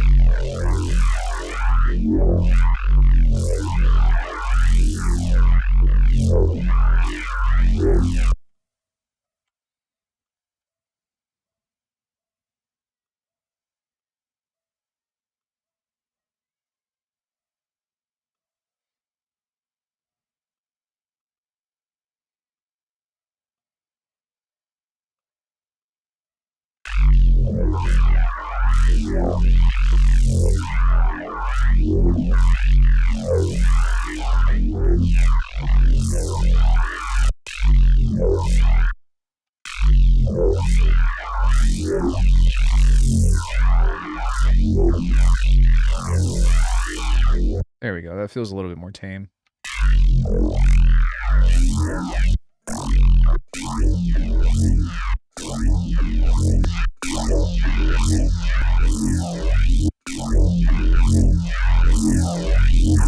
CHOONZ, thank you for the gift. So yeah, for sure.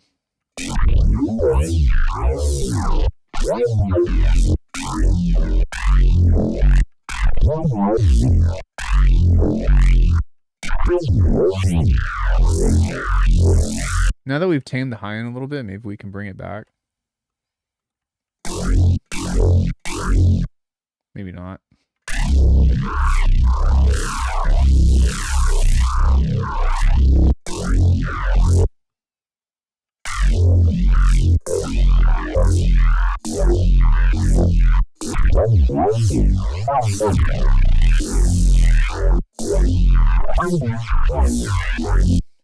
Yeah, it's too crunchy on the high end. It's cool, but it's a little too crunched. So maybe just backing off of that. And that.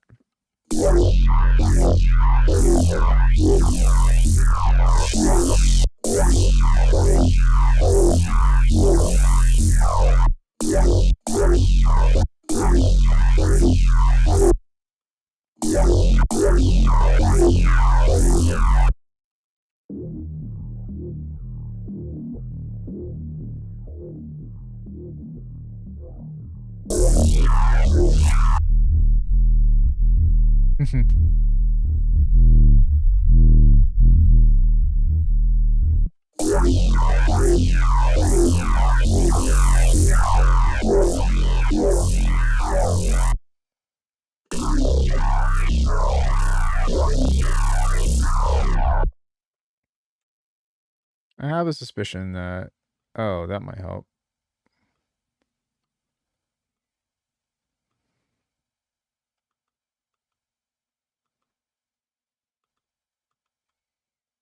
Just doing some more of this should probably be helpful, but maybe not that fast.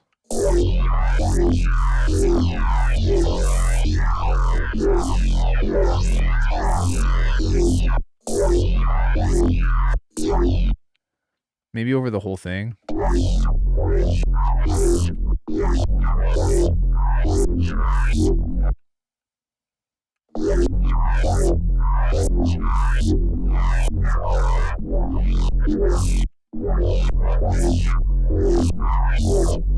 Still trying to figure out why this is so quiet, though.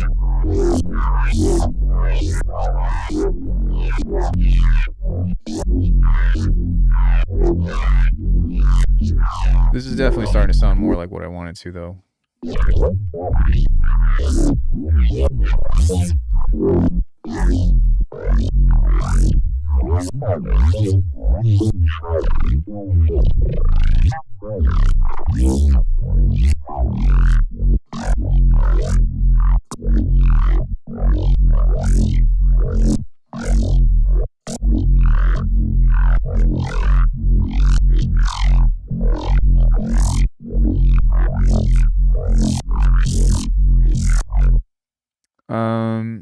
Usually like everything -6, but I make my shit really loud. Like really loud.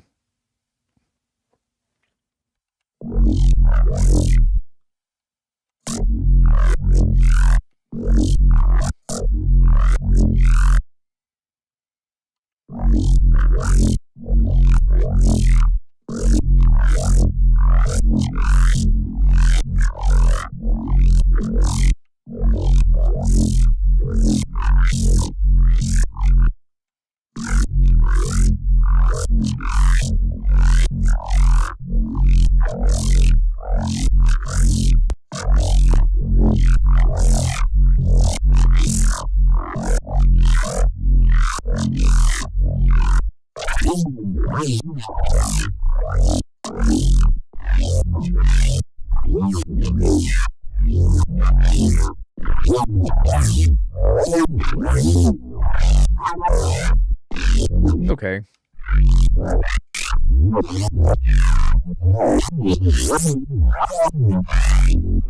I think that having an OTT on the outside would probably save it. Pitching of these type basses always tickles my brain. Something about the bending. Yeah, the same, like the twisting of it, right?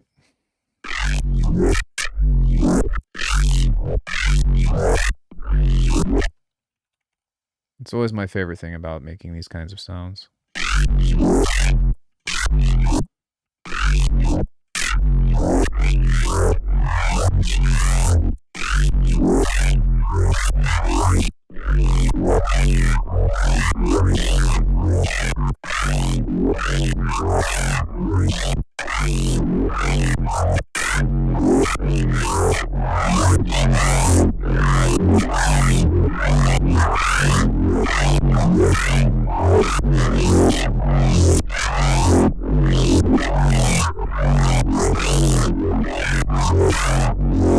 Yeah, it's just overcooked, but whatever. It's still fun to make.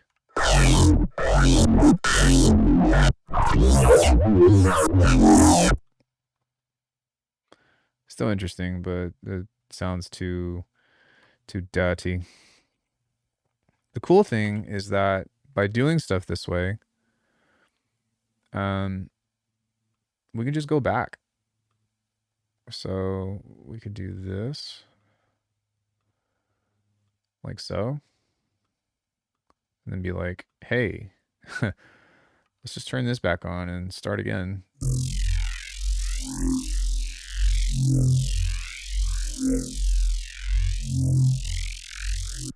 And maybe what I'll do is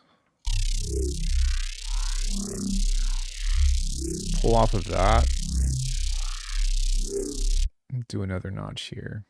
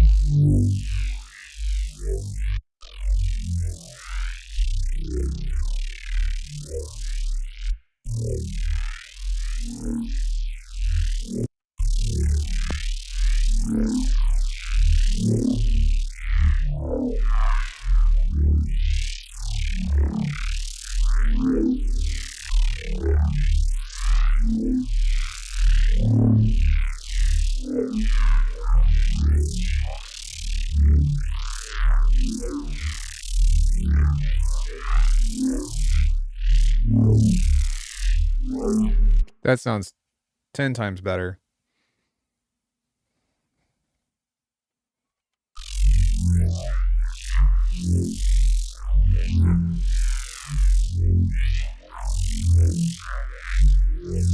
It actually sounds like it's morphing now.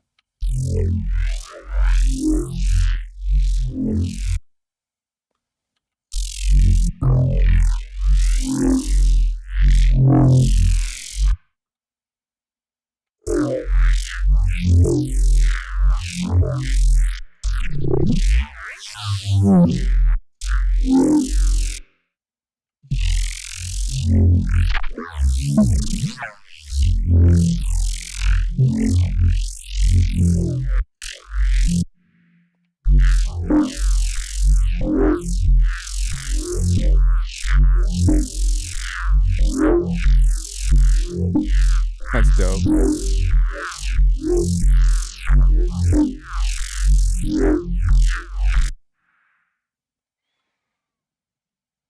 Cool. So let's try that.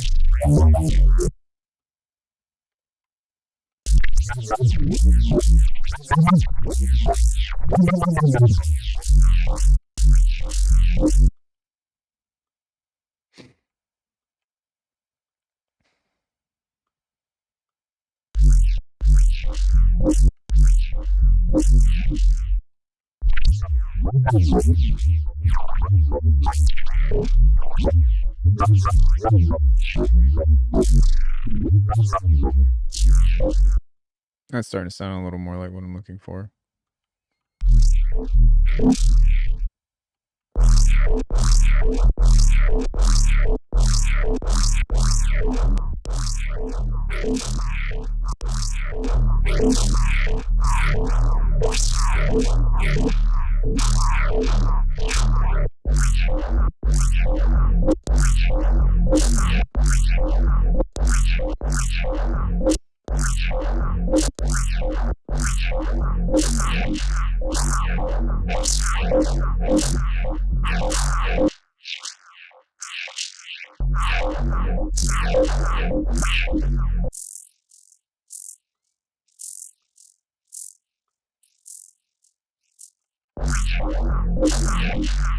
Doesn't really sound like an OTT is going to do it for me, though.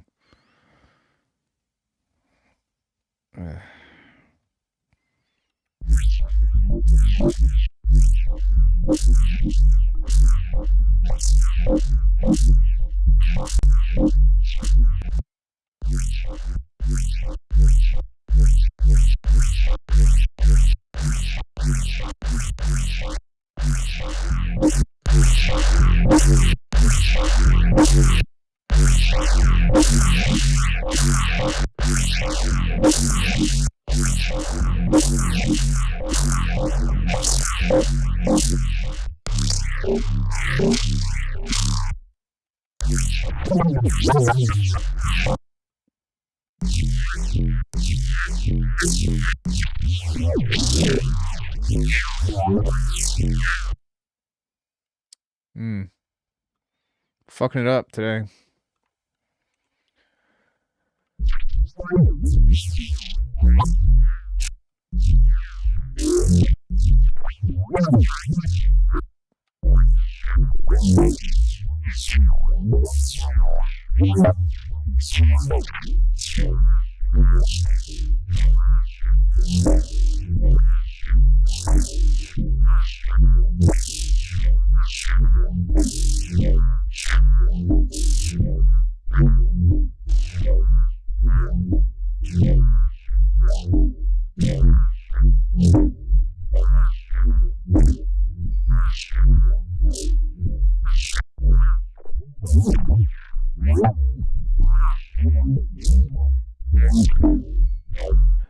Yeah, some of the sounds in here are pretty cool, but you'd have to like treat that sound individually. So like this.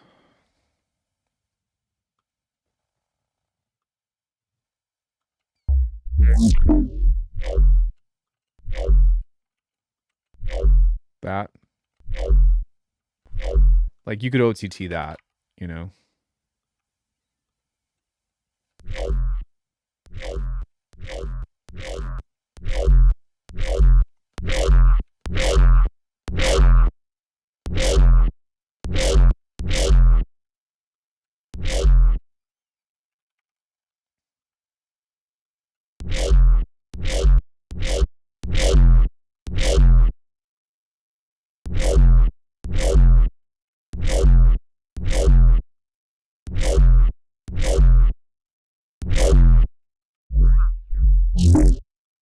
Or that kind of stuff.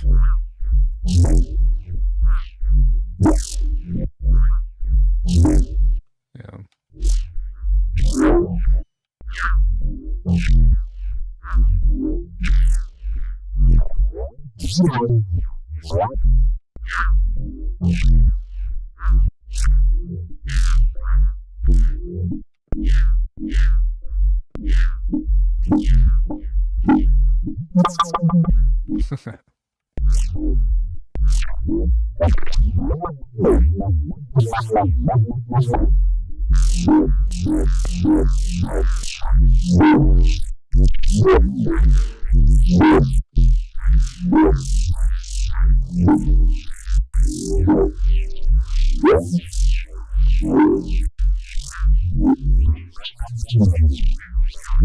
Kind of the interesting thing about these kinds of sounds is like there's such a level of precision to them, you know, and it's like it's just one of those things that I feel like you just have to do a billion of them. Hey, what's up? Because getting it right is like not the hardest thing, but you just have to have the right combination and like land on fucking around with this to get what you're looking for. Because sometimes it's just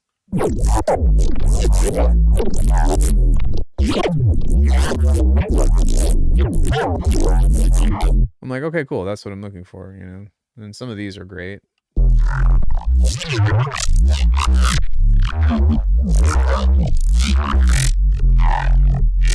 But sometimes, you know, they're just you overcook them and they end up not sounding all that interesting. It's just part of it. But yeah.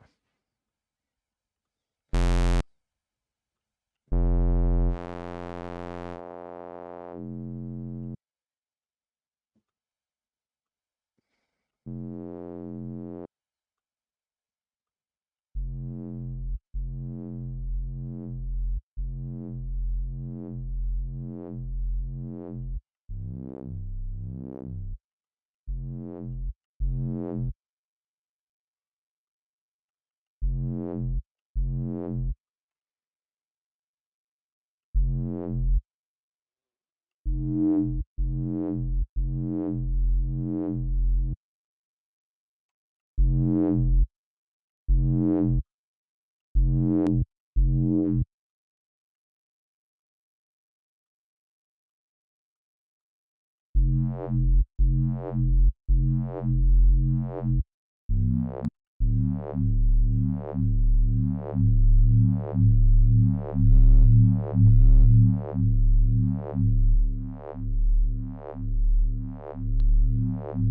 you're using the fuse compressor constantly. Could you explain what your thought process is when you use it and for purpose? I'm still debating on whether I need it or not. You don't need it. I use it because it's a multi-band compressor and I like to pull up a lot of high end with it. But, you know, X for Records has an OTT. If you're in Ableton, they have their own multi-band dynamics. Most DAWs have some kind of multi-band dynamic processor that you don't really need to fuck with. I just like the way that it sounds, and it's a preference.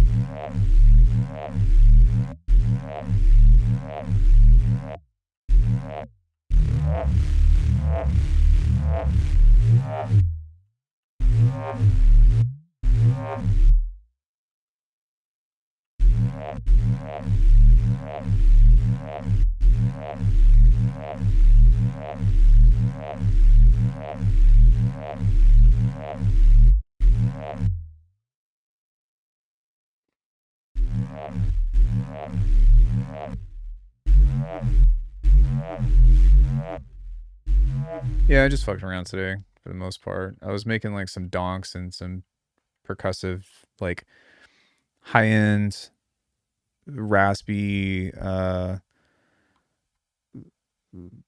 like distorted lead sounds because I don't usually put a lot of practice into that. So and then when I was like, all right, I'm gonna do some bass now.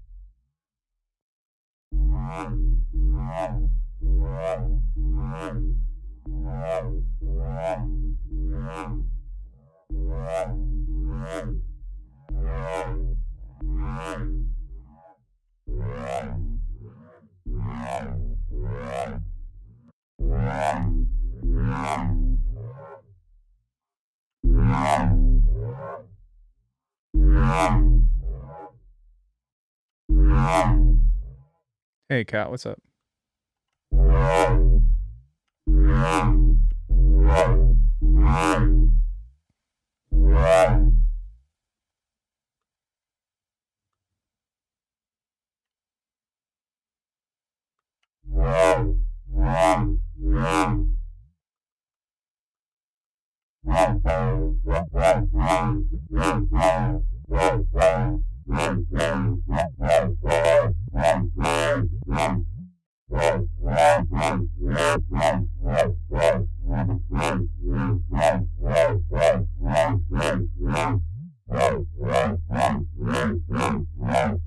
you.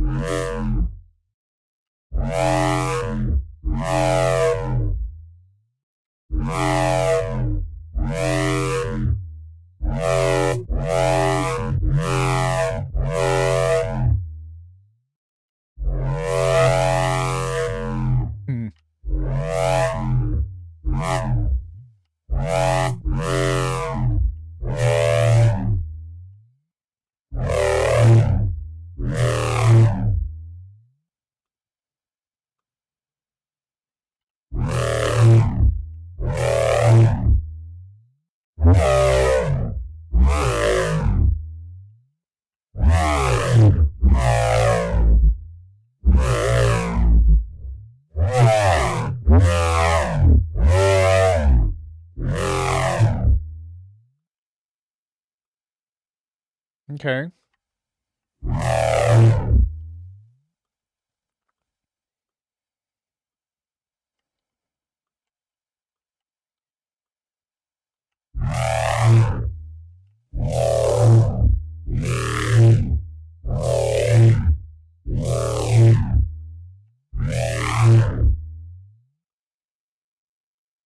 Oops, fuck.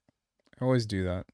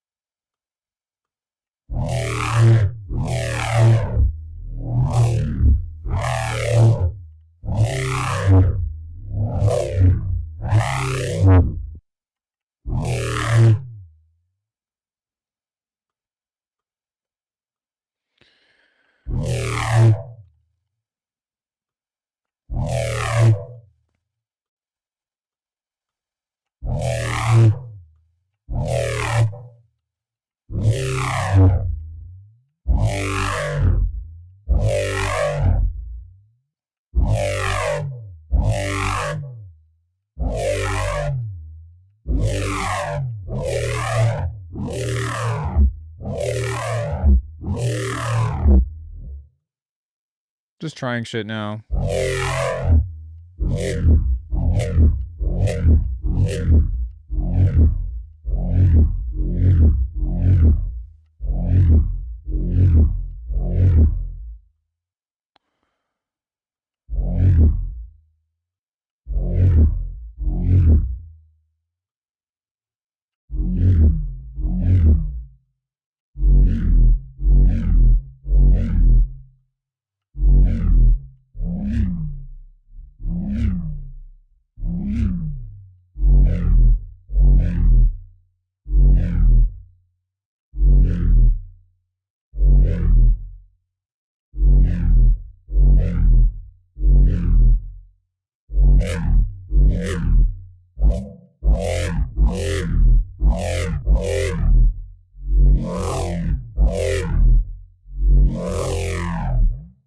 That's pretty dope.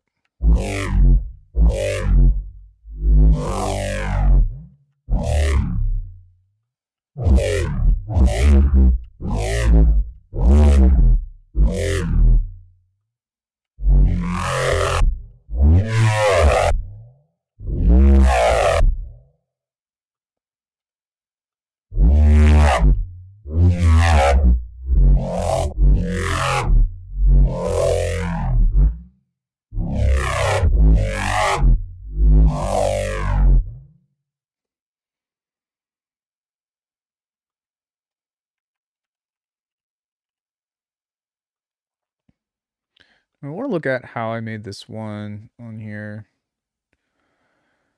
which filter table. How did I do this?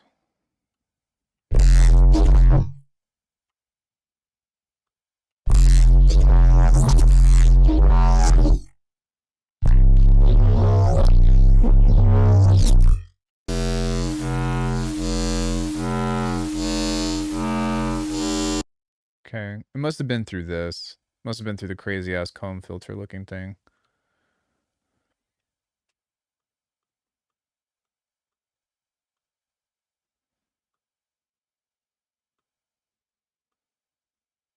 Oh, I forgot about that.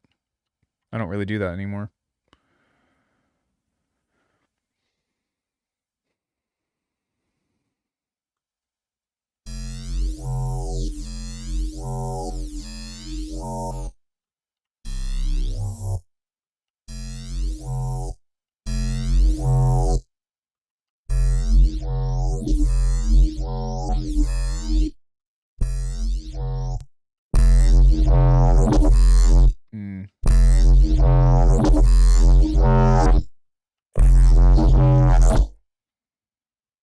So it must be through this. Like, I'm probably sending a, yeah. That's not doing anything.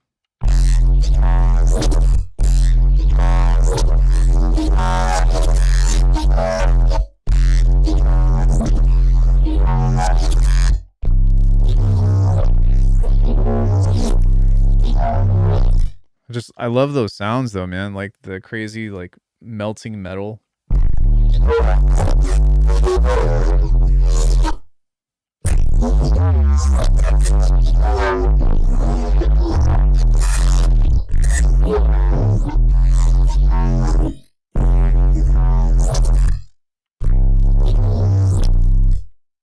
Cool. Let's do something like it.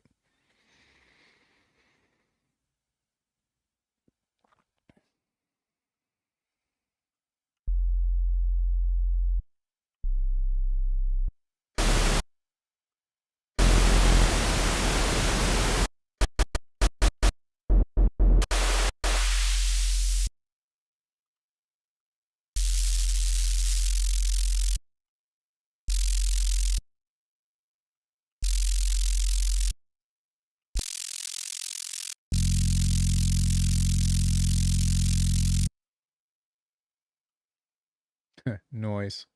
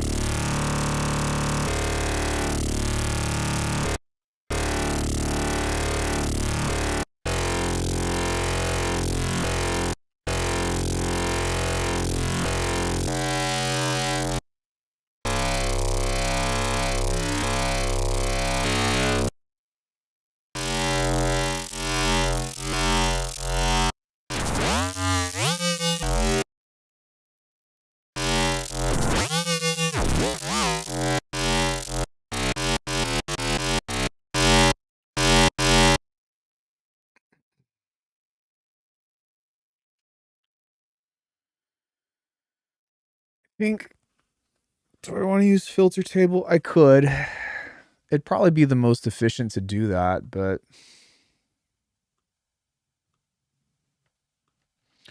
yeah, fuck it.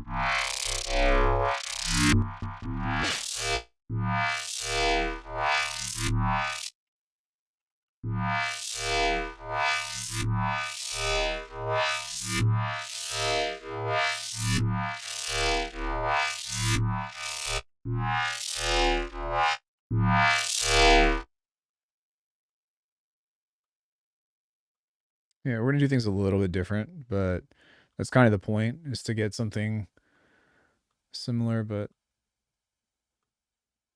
not quite the same.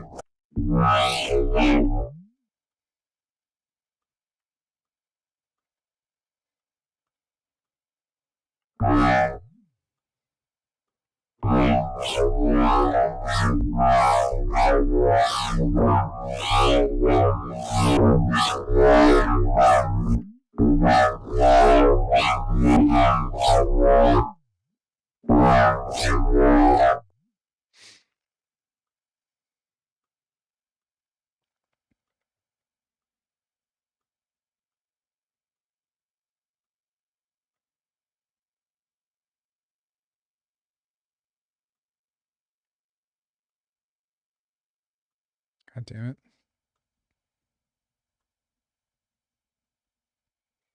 The squiggles matter. The squiggles matter.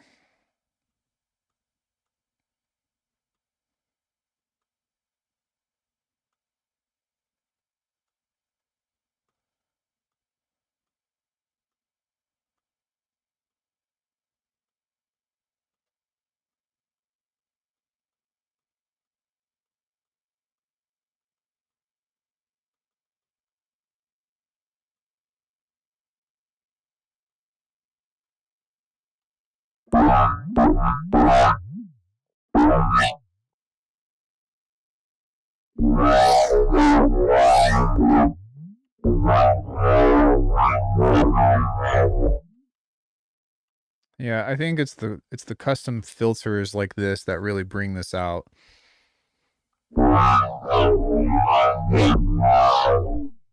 Because that's what it sounds like to me anyway. Yeah.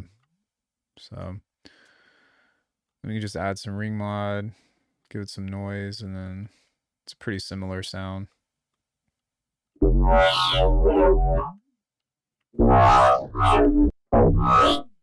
Crazy. Yikes.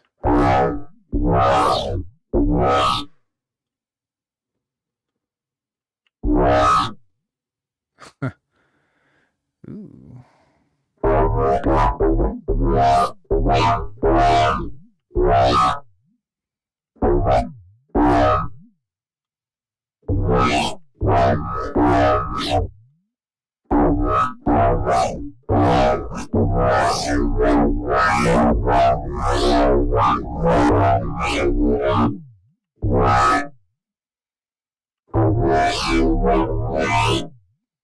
Still sounds cool. It's just insanely harsh.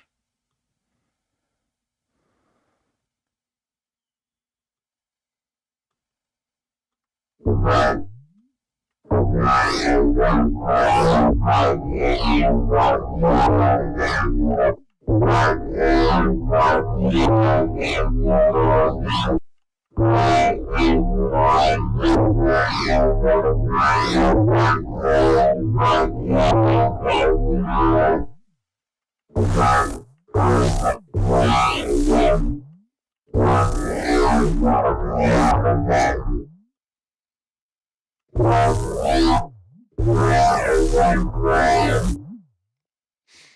think I probably should also do like some of this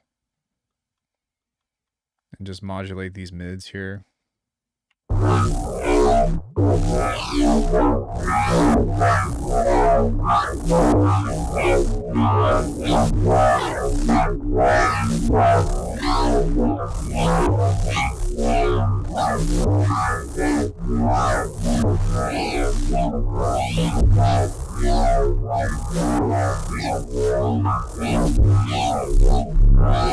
And so now I'm going to try to send the low end into it to try to get the distortion sounds to like crunch a little harder.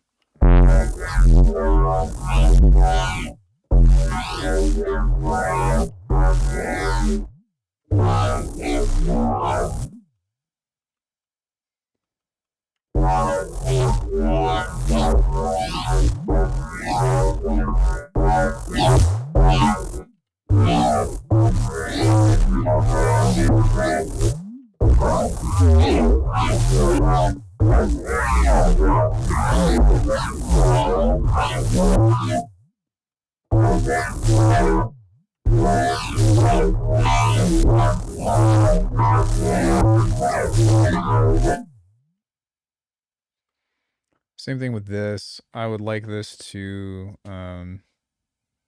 not always be there.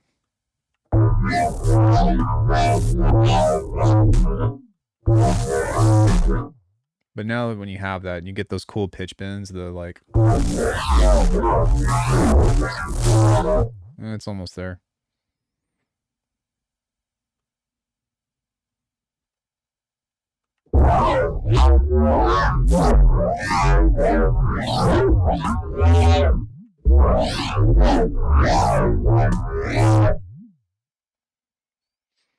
Cool, cool.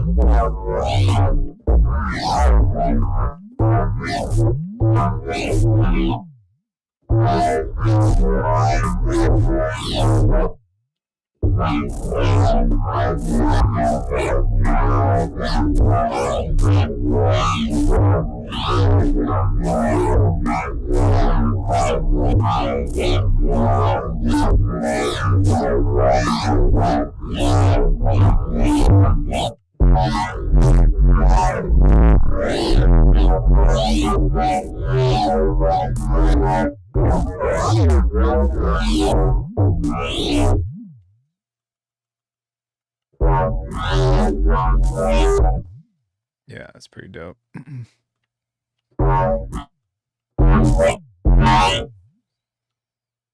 Oh shit, there's no clipper on this.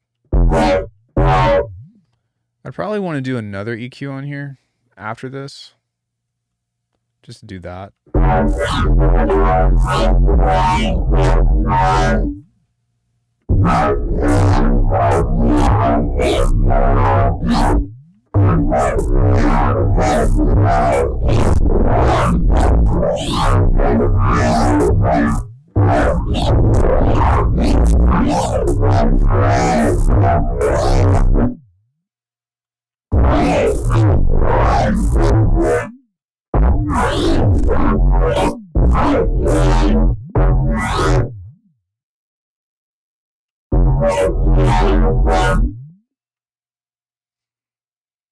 We'll just call this obnoxious.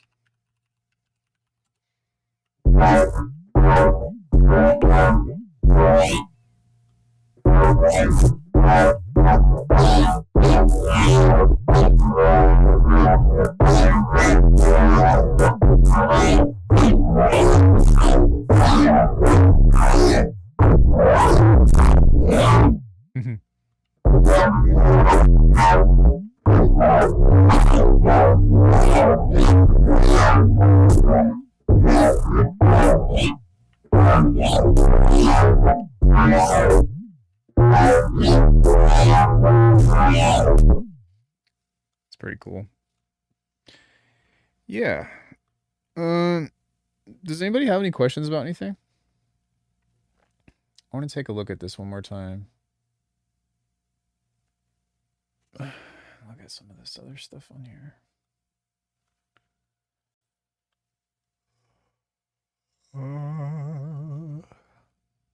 Delay, shaper table, filter table, compressed it. Just chilling thanks to the stream. Yeah. Is there anything that you all would like to see? Did I ever finish my collab with Zane and Cage?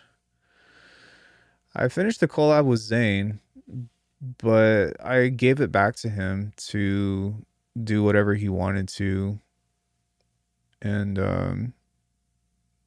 I guess it kind of fizzled out. But the collab with Cage from like, are you talking about from like years back? Which one are you talking about? I think I think with Aiden, he just wasn't interested in finishing it out. Yeah, no, that one fell through. I did write. Were you here on Monday or Saturday? Because I did finish this one.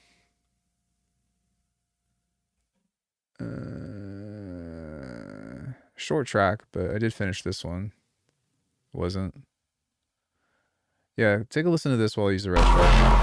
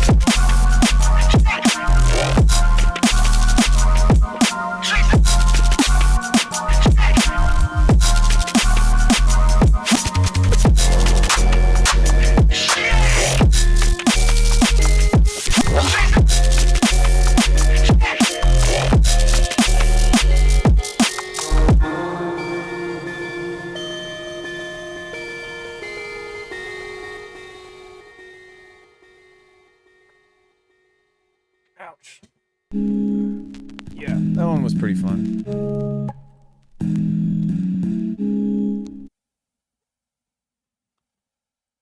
Could you show your go-to way of adding a clean sub to any sound you're making? Get the concept of adding a silent. I don't. I just either use an 808 or the basses that I design, I just use the sub under it. But it's the process about like you should only really add a clean sub if you fuck it up in the sound design process. Because for the most part, most of the basses that I do, like even this, if you just listen to whatever's going on here with this,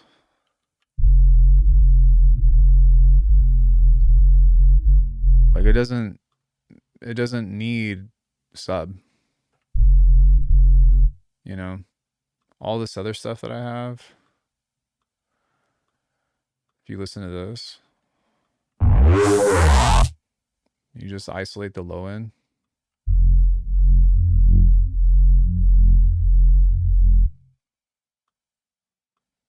You see what I'm saying? And really the trick to it is only like whenever you're working with like multi-band sounds, you usually don't need to touch the low end. Yeah, I agree. And so the only time that I actually do stuff like that is when I'm adding distortion or saturation to the entire sound. And then at the end, because I've done saturation, I'll use the multi-band dynamics to do downwards compression and compress the sub. So that way it's not competing with the rest of the signal too hard. But if you're just looking for like an 808, it's just a first harmonic and a third harmonic. Like this. You can also do it on a wavetable. But this is already like clean. That adding a mostly clean sub will translate much better to a club because it's the easiest for speakers to replicate. That's kind of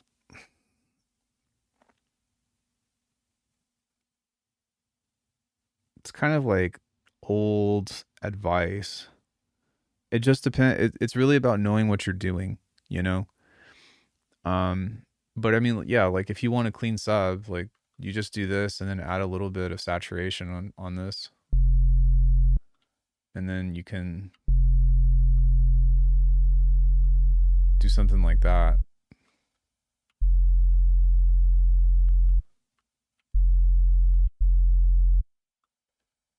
You know, if you want a saturated sine wave or whatever.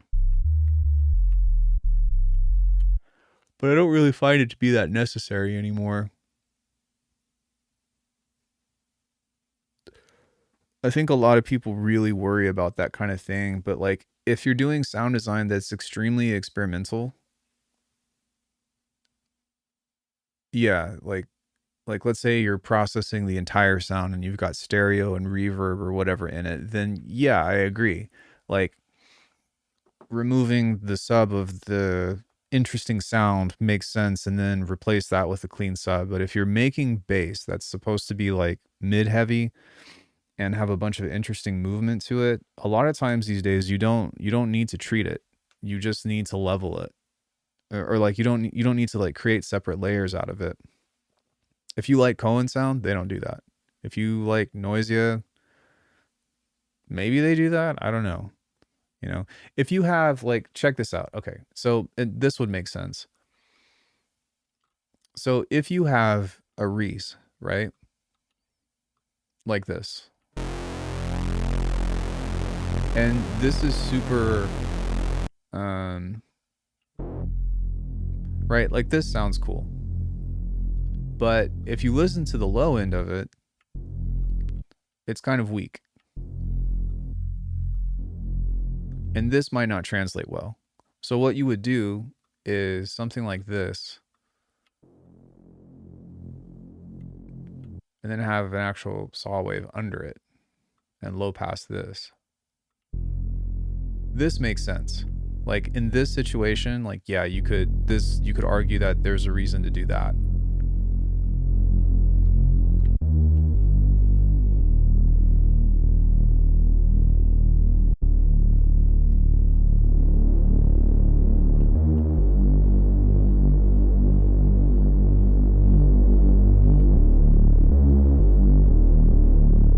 But I mean, other than that, like, no, it's not, you don't really need to do it. At least I don't worry about it. In my tracks, my sub fucking slams. Too much, actually. I think these days it's more of a problem of people having too much sub in their sounds than not enough. Like people are like, oh, I want my sub to hit. And it's like, that's actually like that's the easier problem to solve than it is for you to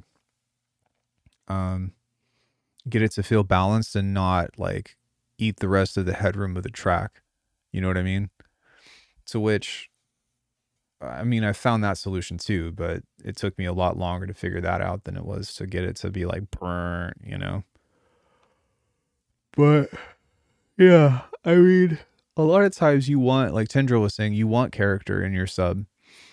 A little bit of movement, a little bit of energy, and a little bit of rhythm. Because if it's like, imagine you were writing a song that was like heavy drum and bass or whatever, and it was just like,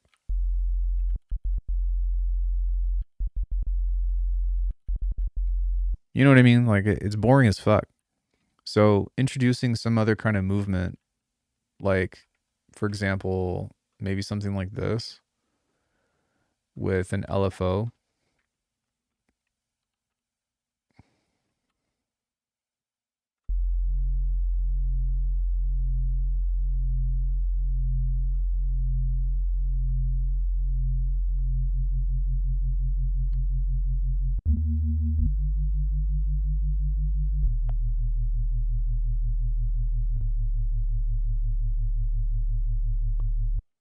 You want your kids and sub to be playing different riffs?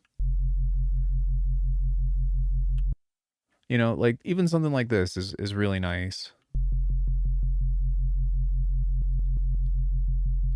Or, you know, making it have a slight wobble or a slight movement, or you get what I mean? I guess your mids and your sub to be playing different riffs. Yeah, okay. Yeah, that makes sense. That makes more sense. I thought you were saying like, yeah, like if you have like a mid sound and it's playing like, or a mid-range instrument, and you just want to I know, right? That was a wild cycle of words to go through. Yeah, like if you've got something that's like in a low mid register and it's playing its own thing, and then you just want to have like a consistent sub, that makes sense. But if it's just your sub or like your bass and it's playing a riff and it dips into the mids, I don't think that you need to do it. But it, like I said, it's very situational and there's a time and place for it. But generally speaking, I wouldn't worry about it. And I would be really careful with like, it's hard, man. There's so much advice that like comes from really good people, but it's taken out of context in a way that like is a great example is I watched this video and Skrillex was like, "Yeah, man, the key to like getting hard drums and stuff is just 909s." And I was just like, "Fuck. Do you have any idea what you just did, Sonny? Do you have any idea what you just did?" Um because the advice itself isn't bad, but it's not the 909s, it's layering drums with a fundamental, with an electronic sound that people are looking for. But everyone's going to be like, "Oh, 909s, that's how you get hard drums." And it's like, no, no. You know, a lot of times when people give advice as well, it's usually because they're focused on solving like some of their biggest issues that they had as a producer. And I'm no different. Like even for me, like with my bias and stuff, a lot of times the advice that I give is based off of the bigger problems that I've had as a producer on Subbase. And he got very in depth about cleaning up low end to be as much sine wavy as possible for big sound systems to translate it best. And your ears can't really hear the difference, but sound systems will work differently.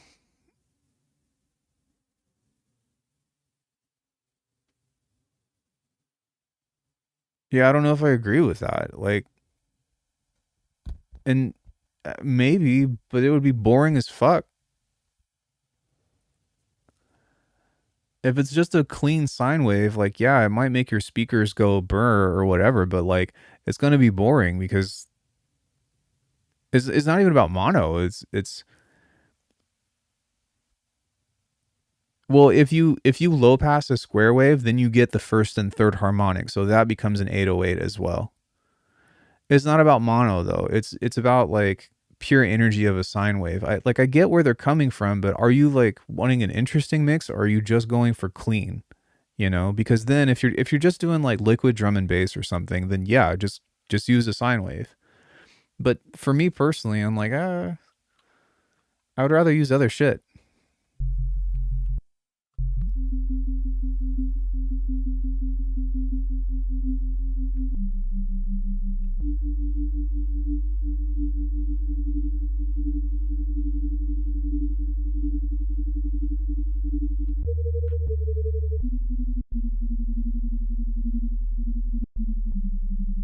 Like if you play this through a club with distortion, like people would lose their fucking mind.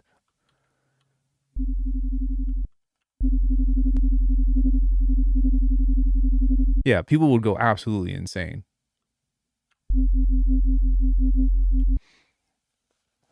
There's another video on Patreon that like maybe after you're done subscribing to like Molecular, go through Noise's Patreon and look up the harmonic series bass stuff.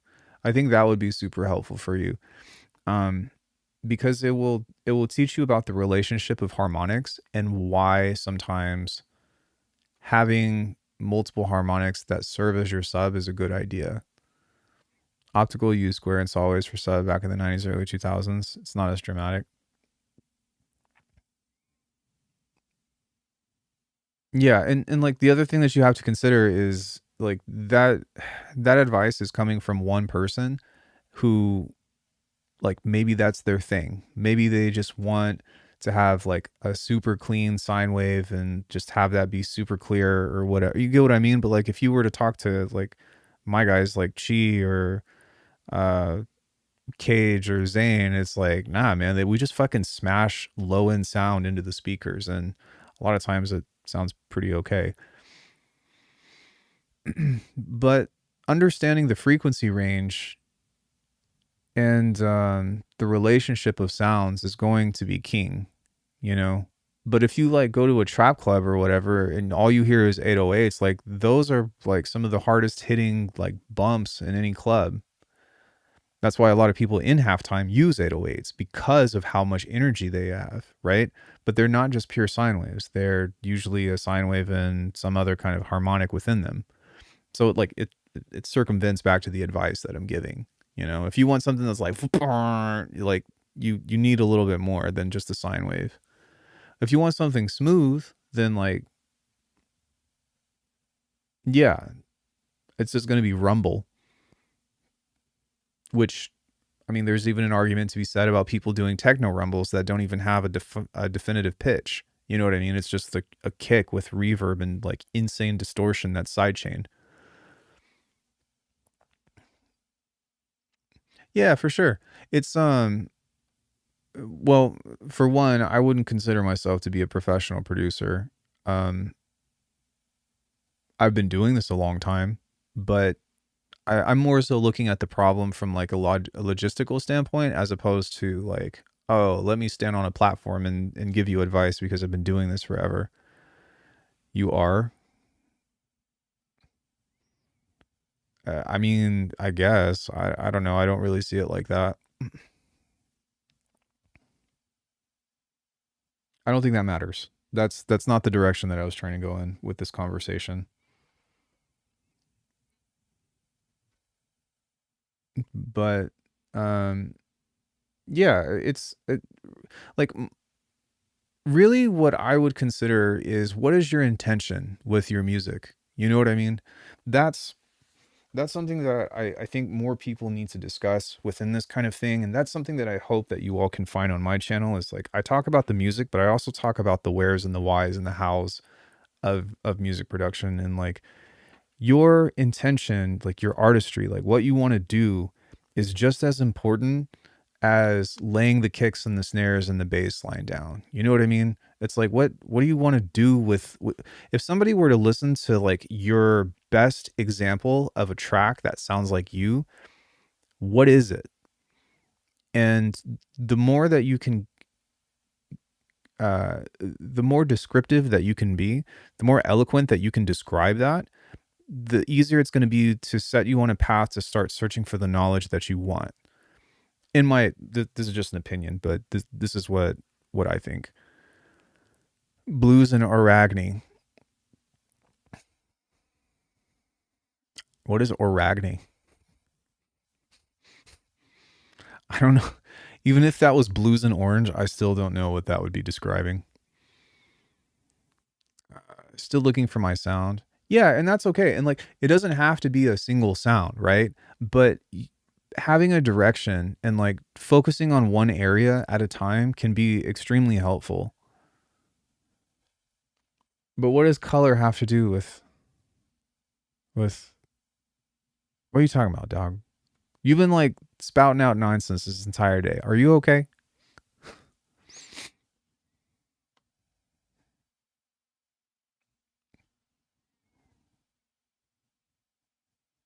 He's stoned. Butthole, are you okay? Are you okay? Are you okay, butthole? It's probably what I would be singing if I ate some really spicy food. Uh, have you tried TDR, infrasonic, or high pass bass? When you say TDR, I think of touchdown rays. So forgive me, that's a tricking term. What is TDR infrasonic? Dynamics with tone and color.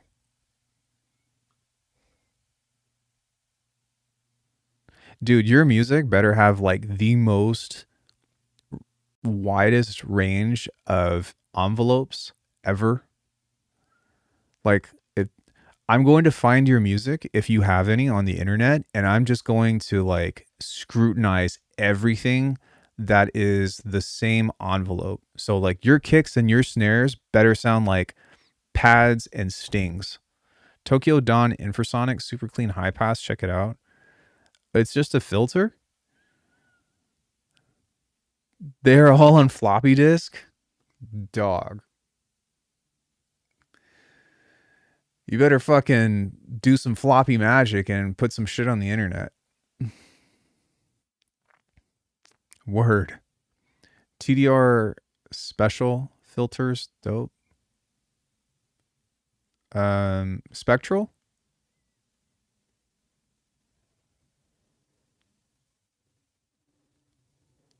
Wait, is Tokyo Dawn they're like free? 8 outputs and interfaces is wild expensive. Why do you need 8 outputs?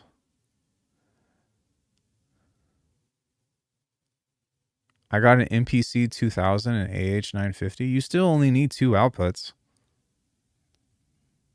I had a Live 2 for years. It was fun, but I never made any like real music on it. So I can track and control my elements. Oh my god, bro. You need to. Do you have a smartphone?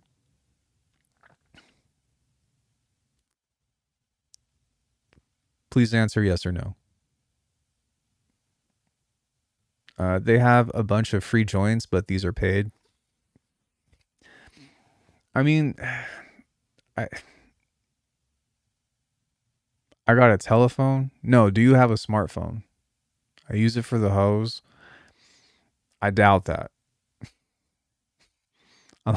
I doubt that. He doesn't have a capstick key, that's for sure. Word.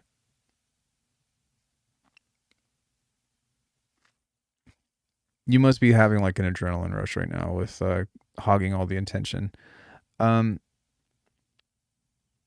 Yeah, the thing with filters is like, unless if they're actually analog modeled, and even then, they're really not that much different. I think what does make a difference is how many poles or like the slopes of the filters. But for the most part, like past a certain point, I don't know. I really don't. Filtering is filtering, you know? It's more about how much is the sound cutting as opposed to like, oh, this resonance does this. You get what I mean? If it's a modal resonator, I guess that's a little bit different, but a super clean high pass, like just use a filter. Just use a filter. Nobody will know. Especially like when you're making music, like nobody's going to know. Nobody's going to be like, yo, man, that fucking high pass filter right there, I need that. What did you get for that? Where do I find that? You get what I'm saying though? It's like, I mean, even like Pro Q 4 or 5 or whatever, like EQing in general, nobody can tell. I can hear the linear crossovers in your music, my boy. Maybe. Certain joints have that juice though. If it's like that, it's probably because it's sent into some kind of like master bus chain that's not filtering. And if it is a filter, it's like a Pultec shelf or some shit. You know what I mean? But even then, it's like you get what I'm saying? It's like, okay, I don't know. I have the Bitwig devices have those filters, right? That are supposed to replicate some of those things. I can't remember what they're called. If someone wants to remind me, then I'm more than happy to take a look at it. We're all cooked from marketing. Yeah, 100%. Like going through a 9000, yeah, okay, yeah, but that's because it has like a saturator, right? Or it has like some kind of like analog compression to it. That, but the filter itself is like whatever. Ladder, blur, filter. What are these devices called? I cannot remember. Focus is one of them. I'm pretty sure that this was based off of a Pultec. Component modeled MEQ. No, not this one. Gate, ladder, loud split, over, phaser, replacer, reverb, rotary, sculpt. Component modeled from the EQP1. Tilt. Dual shelving tilt. Yeah, it's one of those, but one of those is meant to be like replicated Pultec, but it's like you don't need that. This is what you need right here. This thing will solve all of your problems. And if you're having issues with like phase crossover or whatever, then just bounce your sounds to audio. Problem solved. Has different flavors. Yeah, but like I said, man, it's like when it comes into digital EQs and stuff, like let me ask you this. Here's the square wave. Here is a nonlinear filter. All of these are modeled after different distortions on here, right? But listen to this.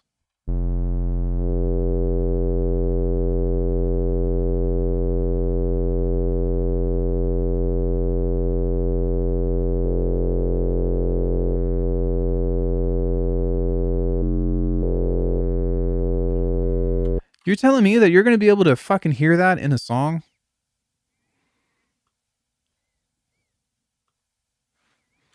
Like, no.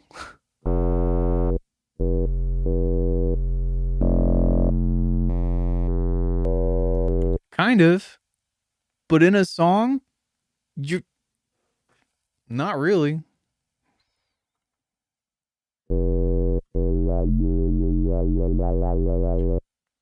It's like, but dude, like you can get that. That's with distortion. You know what I mean? It's with distortion. That's what it is. It's not the filter itself. It's you can get the same shit by applying a high pass filter or a low pass filter and running it through pretty much virtually anything. I mean, this right here is where is this? This right here is like the end game of distortion. Because being able to control a curve of the dynamics of what you're doing. Now, I will say like the devil's in the details with stuff like this of being able to get really intricate or whatever, but like you can make anything with this. All you have to do is look up what the curve is. So like if we wanted a pentode, and I know this because Pultec a bit unique because of the push and pull. Right, it's analog, right? But even still, it's like nobody's gonna know that you used a Pultec, is what I'm saying. Pinto distortion curve.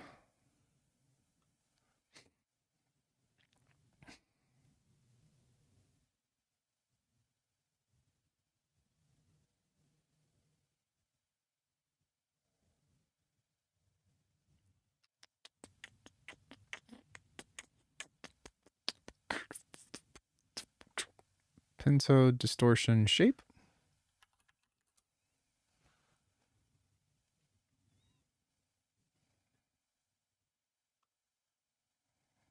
Okay, well, even still, where was that picture?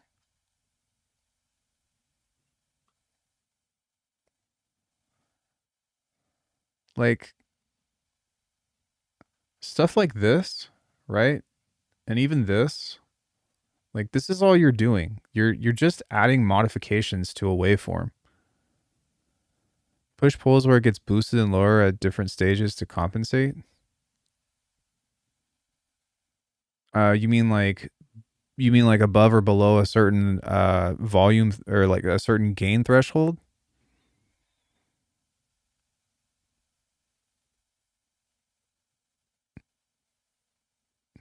So in other words, it means that it's dynamic?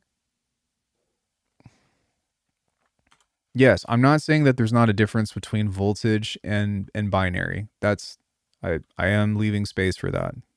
Analog does make a difference, but I don't know. I feel triggered in a comical way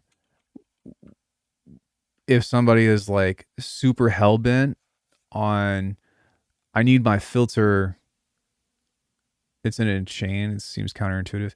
I need my filter to be as clean as possible. Like my high pass better be fucking, you know what I'm saying? Like it just, that sounds like a joke to me. Um, yeah, I don't know. Am I crazy? I am a sound design snob, guys, like by all means, but there's a certain point, even for me, that I'm like, come on, come on. And maybe not. Maybe there's a couple of examples that's just like, oh, this actually makes a big difference. This is actually very important. But I've gone through the trouble of, like, you guys saw the basses and stuff that I was making, right? With the low pass and the high pass and all that other shit. Like, this whole shebang. Like, I've tried switching this out with, and before somebody says skill issue, I've tried swapping this out with different stuff like this and trying these different modes on here. But to be honest with you, it's just better to use this. It can generate subharmonics and add 2 and 3rd order. It's a pretty cool plugin. You could, like, if you have high resonance like this, it's going to do it anyways. I don't even own it. I just use the demo. When you start to create resonance, like in essence, if it's latching on to anything that has a harmonic and you're pushing a resonance higher, you're going to add harmonics to it. There's a reason Macintosh joints still fetches 10K plus 40 years later. What? Color?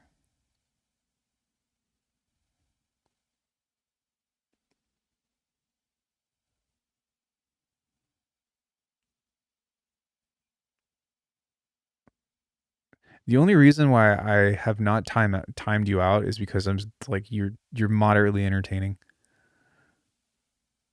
Amps and receivers.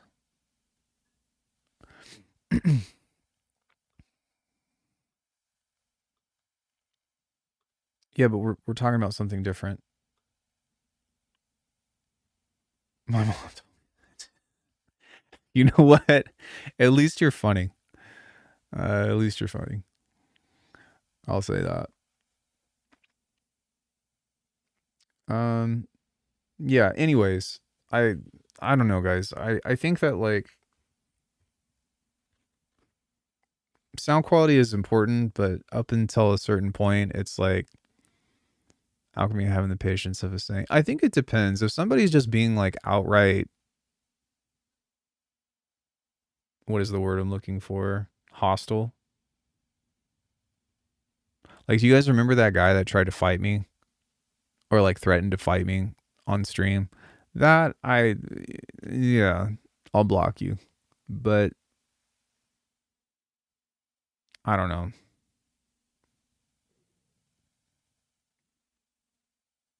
I like nerdy music and technical shit. Well, that will explain why you're here, because I'm extremely technical. Technical and nerdy. Hurdy-gurdy. I do want to make more music or like more shit on the hardware. But I don't know, man. I just can't make it sing the way that I want it to. The iPad is one thing I've been able to pull that off with, but I'm still like developing or trying to figure out a flow for how I would want to utilize the stuff over there to get what I wanted to. But it's all set up, and like something that's really fun is that it's on a table with wheels, so I can like move it out to the living room if I want to, and it has its own little portable speaker, which I think is awesome. But I don't know, man, when it comes into like making my shit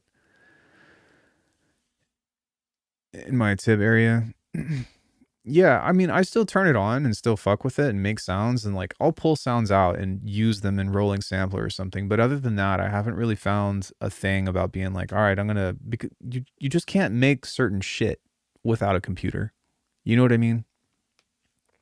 You sure as hell can't make some of the stuff that I've made without a computer. And so what you come into is a crossroad, right? Because if you're trying to get to the same quality source, you need to like do some of it in hardware and then figure out a jump off point to get into.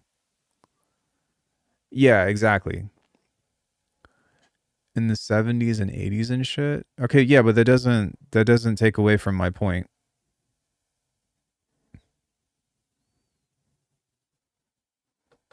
I think it's funny how if you watch the older musicians, they'll tell you how they switched from hardware to software over the years. People who grew up on software now glorify hardware and will buy lots. Well, there's a reason why. Like hardware is really fun. And there's something to be said about like having a physical contact with the music. You know, that's why people pick up instruments and they play music or whatever. And in some cases, you know, pushing physical buttons is somehow equivalent to the matter. But at the same time, um, the expectation needs to needs to shift. You know, every kind of sound, theoretically, every kind of sound that I know how to make, I've already made on hardware. I've already done it. Like neurobasses, already done it. I've got a video coming out. I actually have a video coming out where I've made like insane fucking bass sounds on hardware. However, it's the arrangement part. It's the complex arrangement and having the flexibility of doing stuff like manipulating audio and being able to move it in the blink of an eye, as opposed to having to be like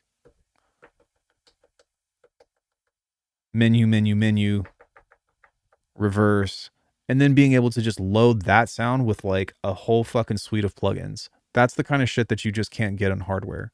And so you have to do like these rough sketches of an idea and be able to see it beyond what it can be. And I'm actually really fascinated with that workflow. Like it actually seems really interesting. But at the same time, like it doesn't, you can automate parameters. Yeah, but it's not as precise. Like you can fight me all, you can die on a hill, but you will not convince me that there's just some shit that you can't make on hardware.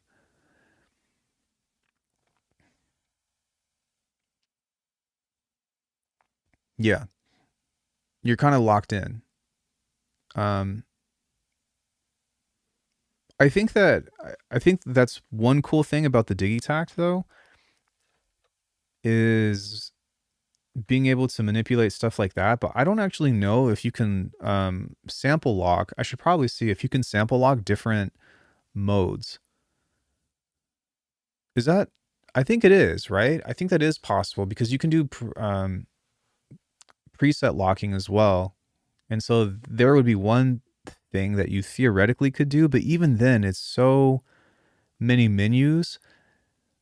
Like think about how long it would take you to do this in hardware. Like let's say you've got a kick, right? I don't know.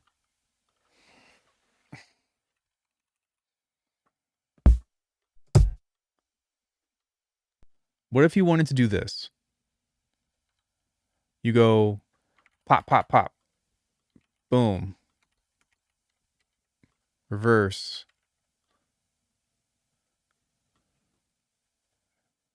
What just happened? What the fuck? Okay. Anyway,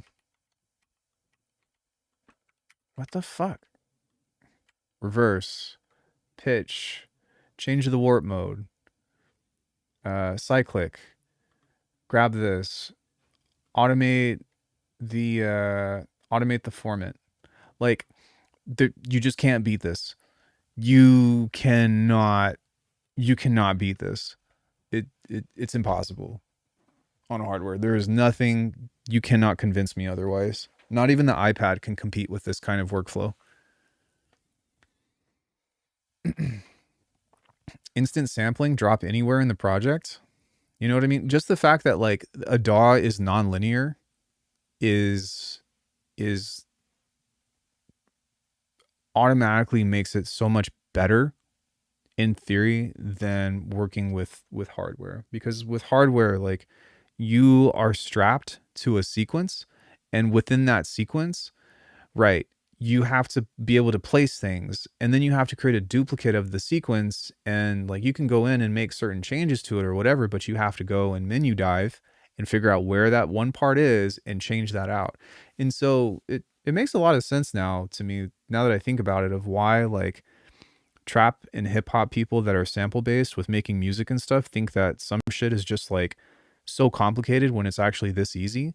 But it also makes sense why people who produce on a DAW have a hard time going over to hardware, because they're like, I should be able to do this much shit in this amount of time, and I have to take like this many steps back just to make that fine adjustment.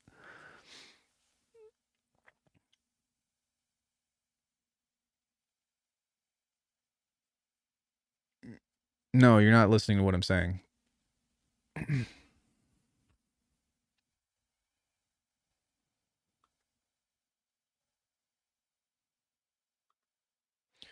um, for example,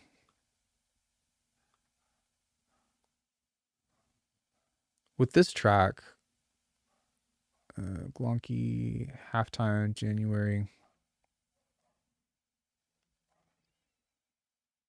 And the other thing too is like you don't have that many tracks to work with.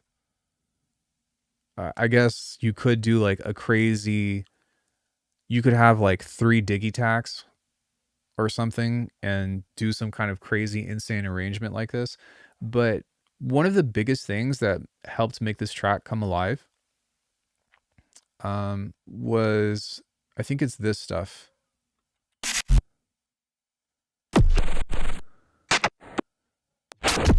Yeah. So like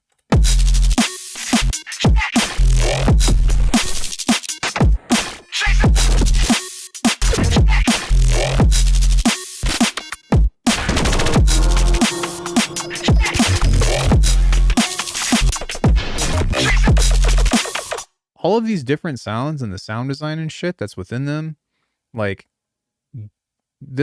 all of this was made organically from already having this sequence. I think I threw something on the master. Yeah, I threw Beam on here and started moving stuff out. And once you get to that point, then you can put it in. But that's why it's weird, because it almost makes more sense to do all the production inside of a DAW and then move it to hardware. But that defeats the purpose of moving shit to hardware, because once you're there, you might as well just use the DAW to like put everything together. And so for me, in my personal workflow, what this makes the most sense for is sketching, um, and sound design, because it totally makes sense to like make a sound on hardware and get it into the DAW and then start producing from there.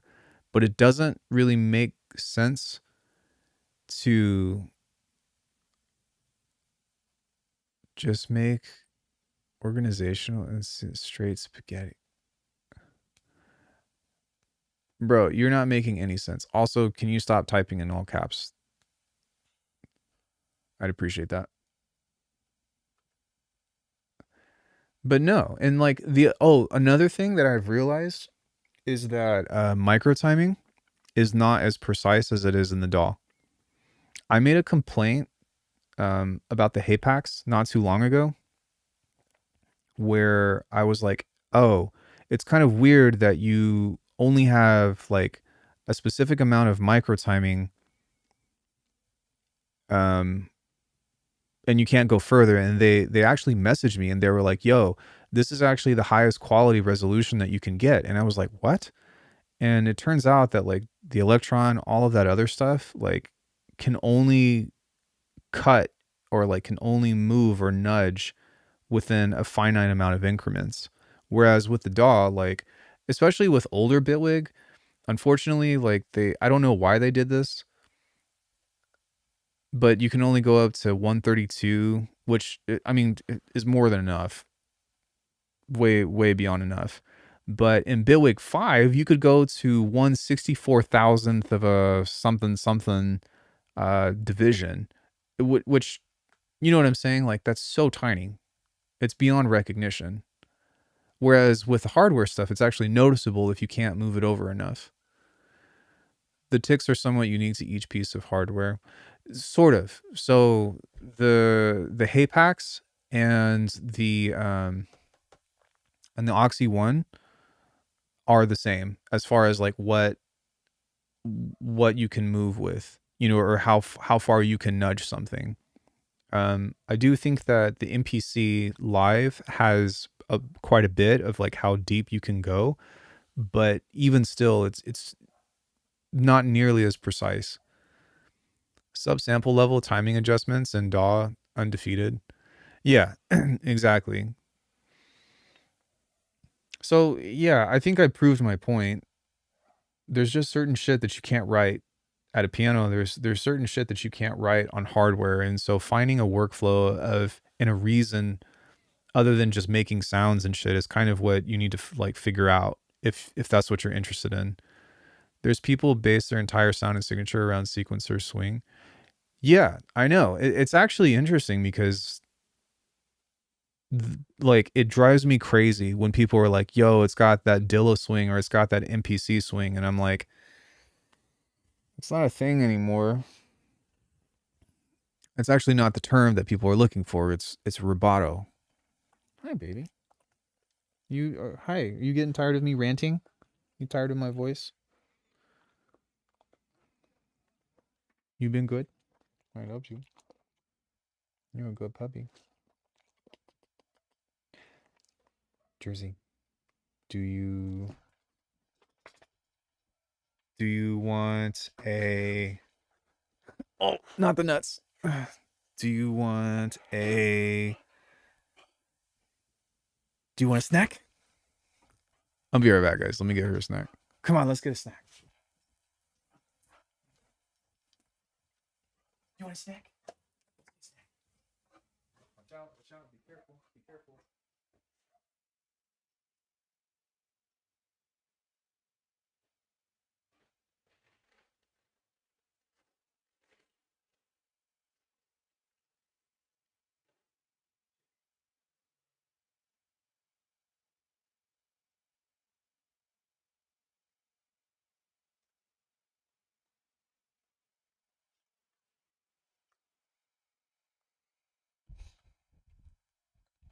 I'm not gonna lie, guys. She stepped on my balls and like my stomach hurts now.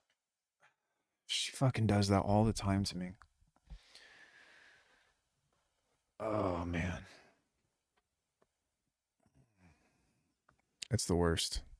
I swear that like dogs and just trampling you in the worst places possible is part of the contract that is in the fine print that you don't realize until you actually adopt a dog. It's just straight pain. I love her, but she gives me just straight pain. Yeah. Anyway, I don't know. I want to spend more time with it, and I think it would be fun. It'd be a nice change of pace to just have everything going and whatnot. But I don't know. It's interesting. Does anybody have any questions about anything?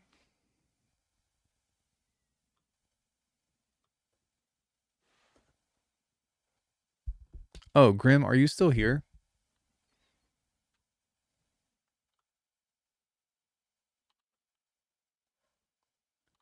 Nice stream. Nice face. It finally happened. If you know what I'm talking about. It finally happened. Signed and everything.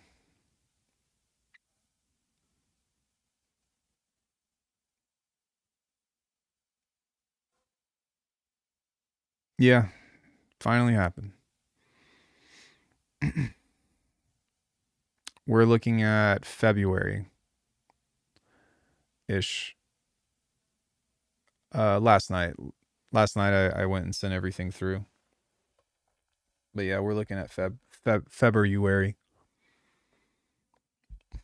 I'm a cop. Yeah, it unfortunately it didn't make the 2025 mix, but that's because we were in talks about it anyways. I actually thought that Tomas was going to change his mind because he was like, it's too short. The mix is rough. It doesn't have what else did he complain about? Yeah, it's too short. It doesn't go back to the theme. And I was like, look, man, for the most part, I make like beat tape style beats. And he was like, what do you mean? I was like, like just one vibe and then it's over. I don't need it to be like, you know what I mean? I don't need the energy level to be like this. It's just a thing. How do I feel about it? I don't know how I feel about it. I'm just happy to have done it, you know? I think that it helps my platform. I think that it's also great to, you know what I mean, to have a relation to the people that I look up to. I think is probably the most important thing for me. But outside of that, it doesn't really change me. It doesn't change how I'm going forward with music. It doesn't change the kind of music that I'm going to make. It's more of like a milestone, I think is the best way to describe it. It's not my first release. It's technically my second, but it's my first release with them. And even just having one feels like, damn, okay, cool. Like we got there. We did the thing. But yeah, I don't know. Other than that, it's I think that anybody that's still dedicating as much time as they are to music these days, assuming that you're not like dumping thousands and thousands of dollars into like ghost producers and whatever, that's a different kind of investment of time and money. But um, I think that it's just a testament of like just how much I love this shit and how much I rely on it because there's no money in music anymore. I was just talking about that before you got here. I was talking about like thinking about not making any more packs or not really wanting to. Um, and about how like the industry and the economy, especially in the US, is just like so fucked beyond imagination that it's like, I don't even know how to fix this.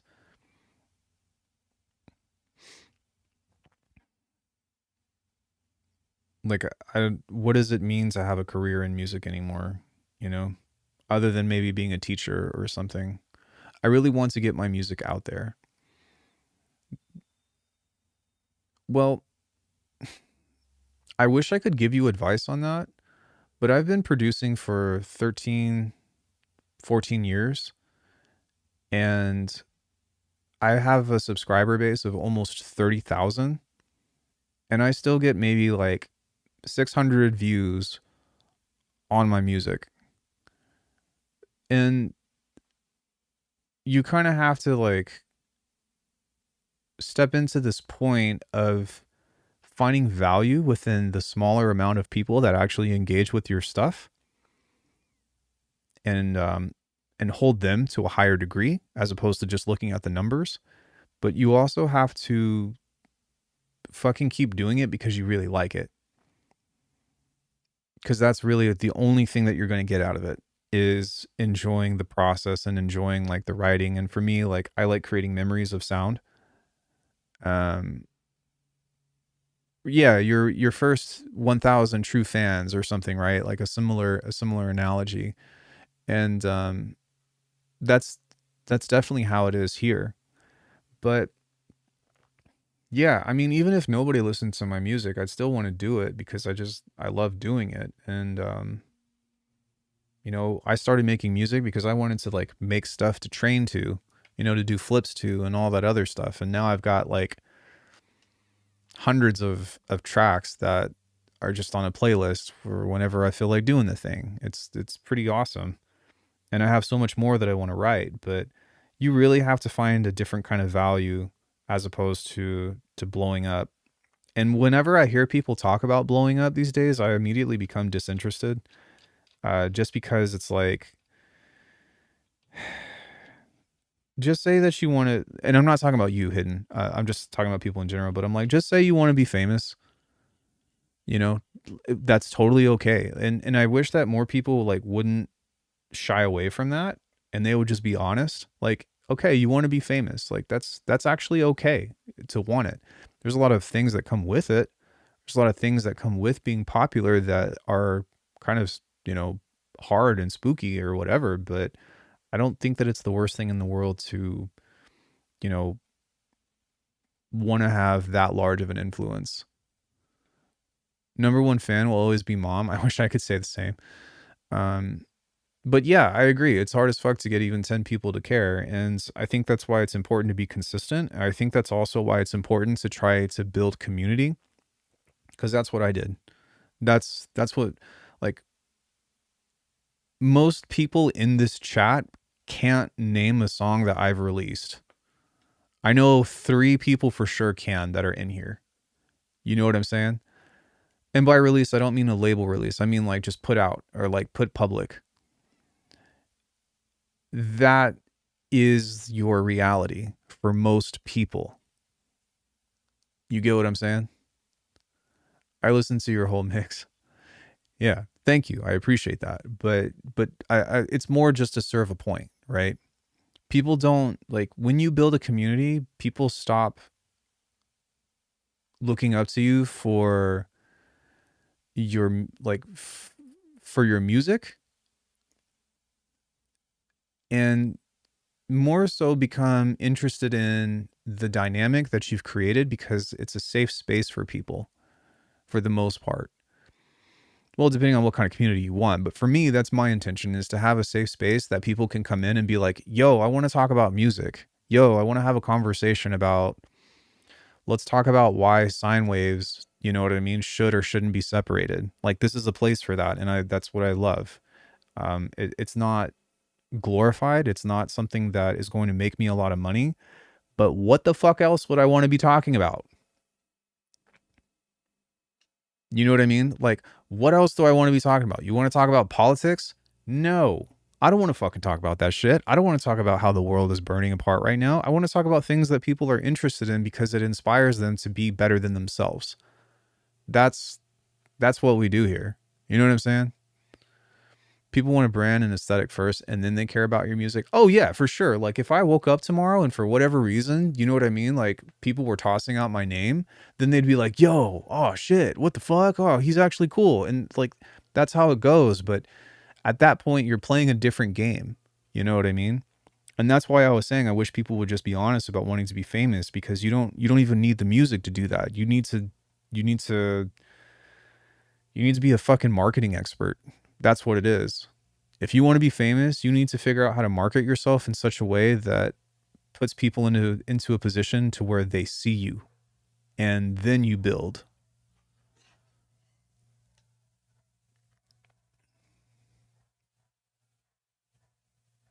Yeah, well, like it used to matter, you know? Like don't get me wrong, I love that more people than ever are making music today. Like that's a good thing. You know what I mean? Like that is a good thing. More people, like the accessibility factor of it, and people, you know what I mean, getting into the production side of things or whatever is something that I can 100% appreciate. But the consumption and the lack of having to seek out artists these days, and having all of them be put right in front of you at the convenience of a $10 a month fee is where things really start to hurt creators. The fact that somebody got really good at making samples and was able to make stuff that was at a high quality to where other people wouldn't look at diverse, unique sounds over stuff that they know is going to work because it got popular, is not good for the industry. Which, by the way, like I know I've said a lot of shit about Splice, but like I have no like animosity towards Oliver or anything. Like he killed it. He killed it for in both ways. You know what I mean? He did something. He put out content that was so good that he pretty much took the market, and now the market is like I don't want to say dead, but it's like Okay, well, why would anybody go to my shop? Why would anybody go to, Joe Schmo's shop that has different unique stuff? Because they're like, no, I can get that snare that I heard from, this one song from this guy, and I could use that in my track. And he streamlined that process. Hats off to him. I hope that he's like swimming in cash. He's certainly good. It's the cycle of consumption across everything. Yeah, yeah. Well, it's the cycle of markets being oversaturated, right? But it's weird because uh, how can you quantify a market price on art?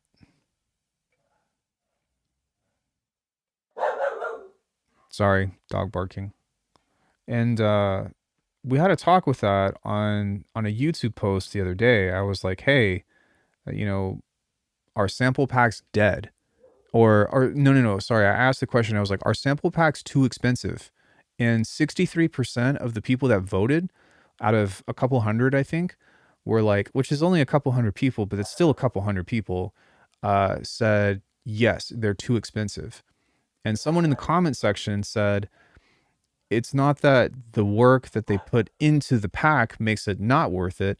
It's that the availability and the, you know what I mean? Like the overabundance of sounds and stuff are everywhere.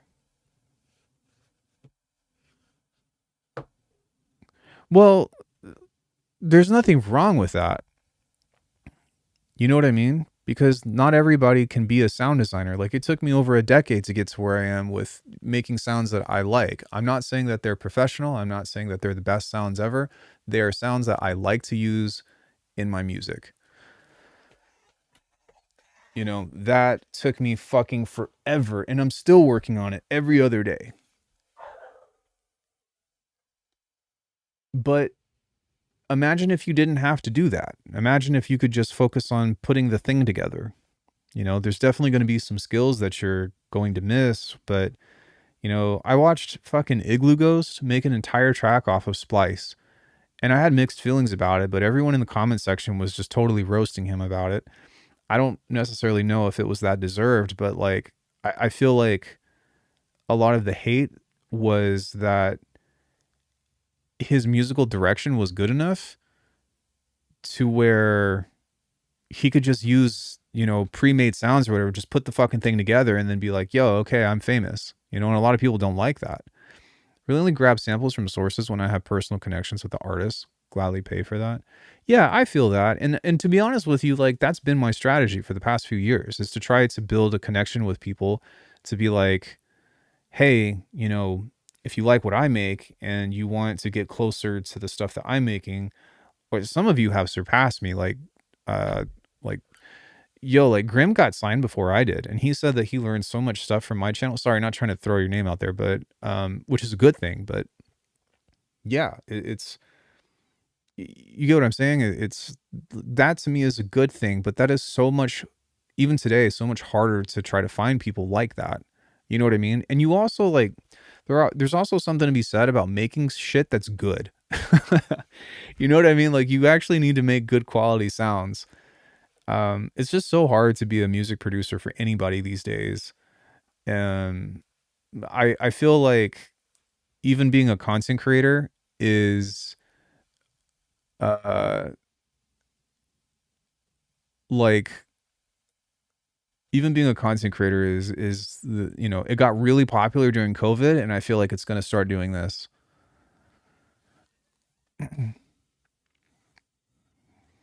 Yeah, basically ongoing uphill battle. Yeah, I think art in general has become more of an uphill battle than ever. Like I feel like the best time to be an artist was during COVID. And I hate to say that because of how many people died and experienced misfortune and whatever. But that was the best time likely in our lives. I think where you had the biggest chance to have people find you, because that's all the people were doing, during that year and a half. 2.2 is from Saruta or Bandcamp for $15. Shit's so cheap, it's ridiculous. Yeah, and Saruta shit is, you know what I mean? Like, he's the fucking man.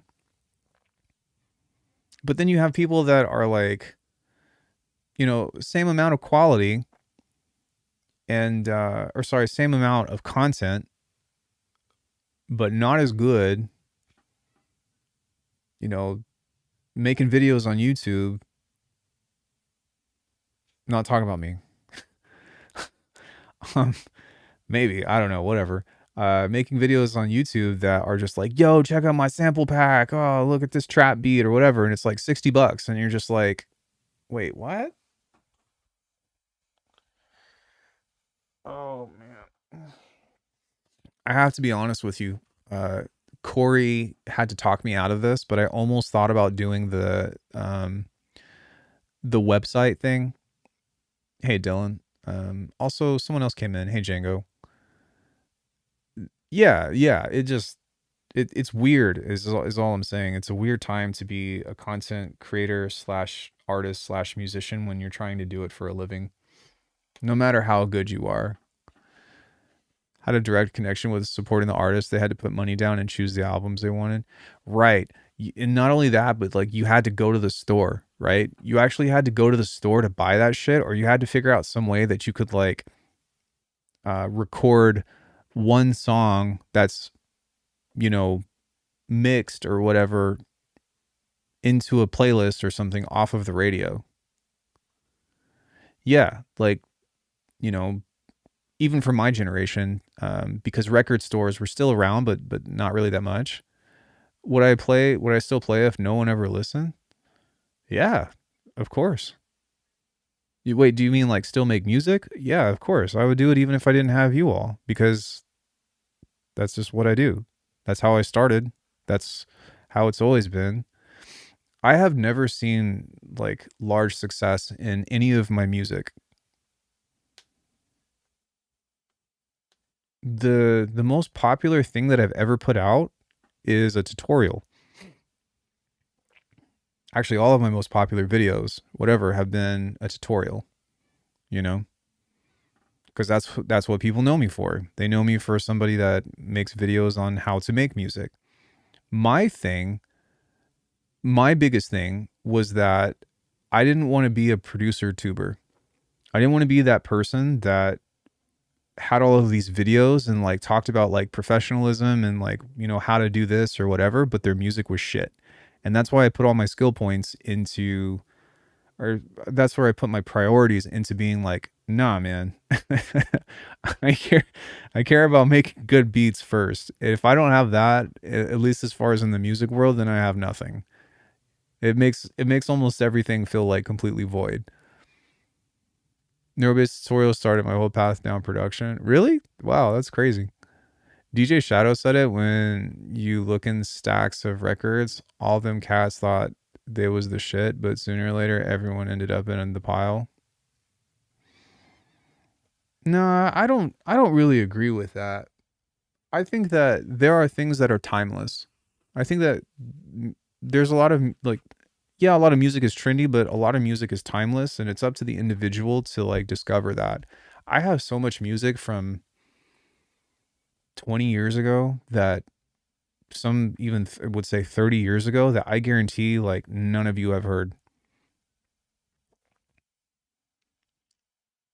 And the thing about it is that it's timeless to me. I don't listen to it every day anymore like I might have used to, but those are things that represented a time in my life that had a huge impact, or things that made me feel such a strong way. And that's the kind of stuff that I'm hoping that people get out of their interaction with my channel, because that's really what you're looking for. And you're not looking for nostalgia per se, but you're looking for figuring out how to become fluent in your own language through music. Like Emotions are extremely complex and extremely deep.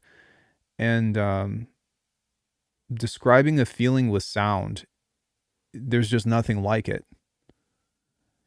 And so when you have something like that, like, and there's certain purposes, and I believe that, like, in some cases you have to play to the masses to some extent, but when it comes into like why I make the music that I do, it's because it's because of who I am as an individual, you know?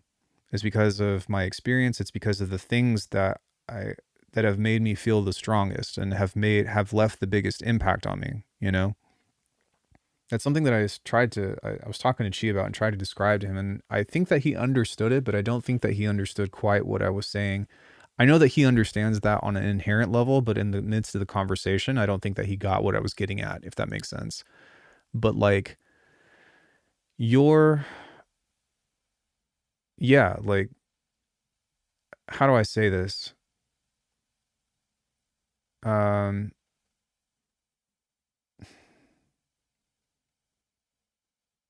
what's that one really common saying about music? It's like, music speaks when words fail.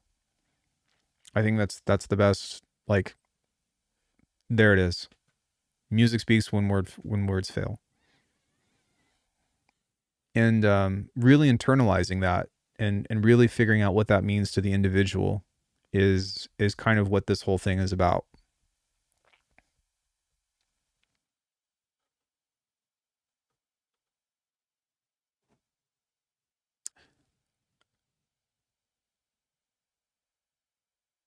Yeah, I don't really have anything else to say other than that. That was pretty concise, I suppose.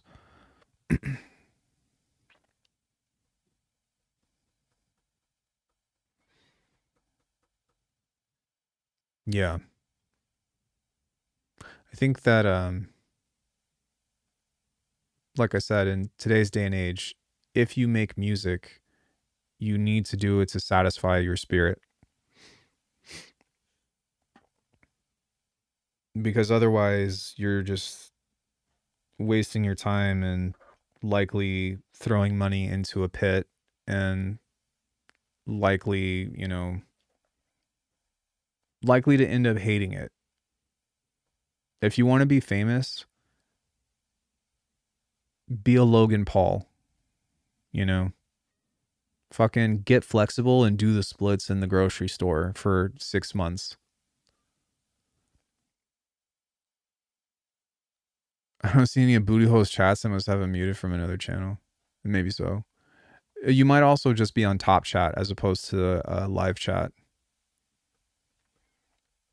Yeah, yodeling in Walmart. Just please don't do shit like knockout, where you fucking, hit a grandma, heaven forbid, in the back of the head. And, for like, there's a line to be drawn, and if you're going to hurt yourself, or sorry, if you're going to hurt somebody, hurt yourself. Actually, don't even do that. But, you know, don't hurt someone else.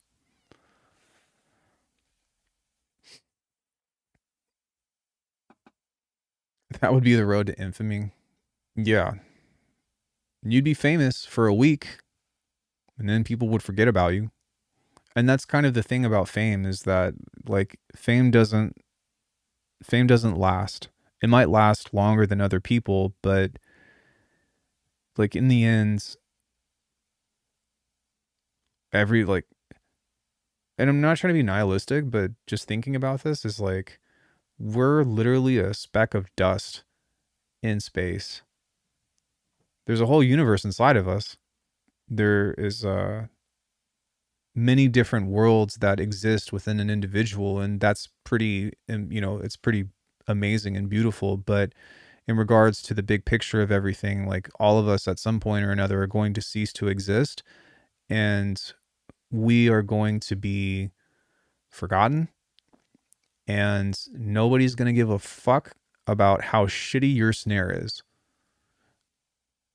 So if you want to do music, if you want to do art, if you want to, do things like that, you better fucking do it for yourself.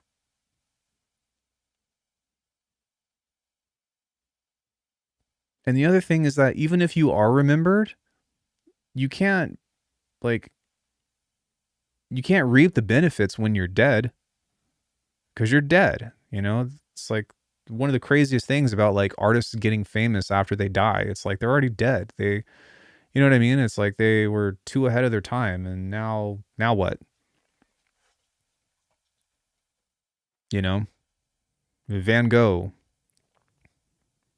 fucking broke his whole life, and then he died, and then like now his paintings are worth millions and shit. Rip Bozo, yeah, man. I wouldn't be surprised if people like Sophie end up, you know what I mean, like her music is much more celebrated in 10, 15 years. In their tiny attention span to listen to something like Audica. Nah, I don't think they could handle that, man. I don't think they can handle it. I I tried my hardest not to talk about like the Gen Z Zoomers and like today's rap and trap and shit like that, and the whole fucking like squealing and you know the pitiful um it almost sounds like people are just bitching on a track, you know, just bitching. And I just can't be into that. I can't get into that.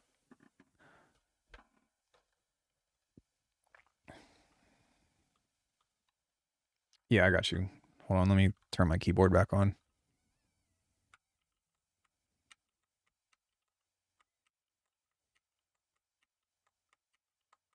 Maybe. To be honest with you, that's also why I don't really listen to a lot of music with words anyways. But yeah, even more so in today's hip hop and stuff. It's just straight up bitching.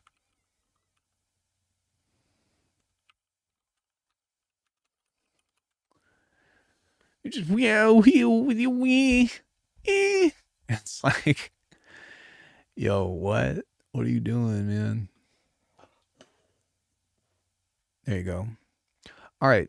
Um, does anybody have any questions about anything else or anything else that you all want to discuss? I know, baby. I know. I know. Little Jersey probably needs to go out. I know. You're a good girl. You're a good puppy.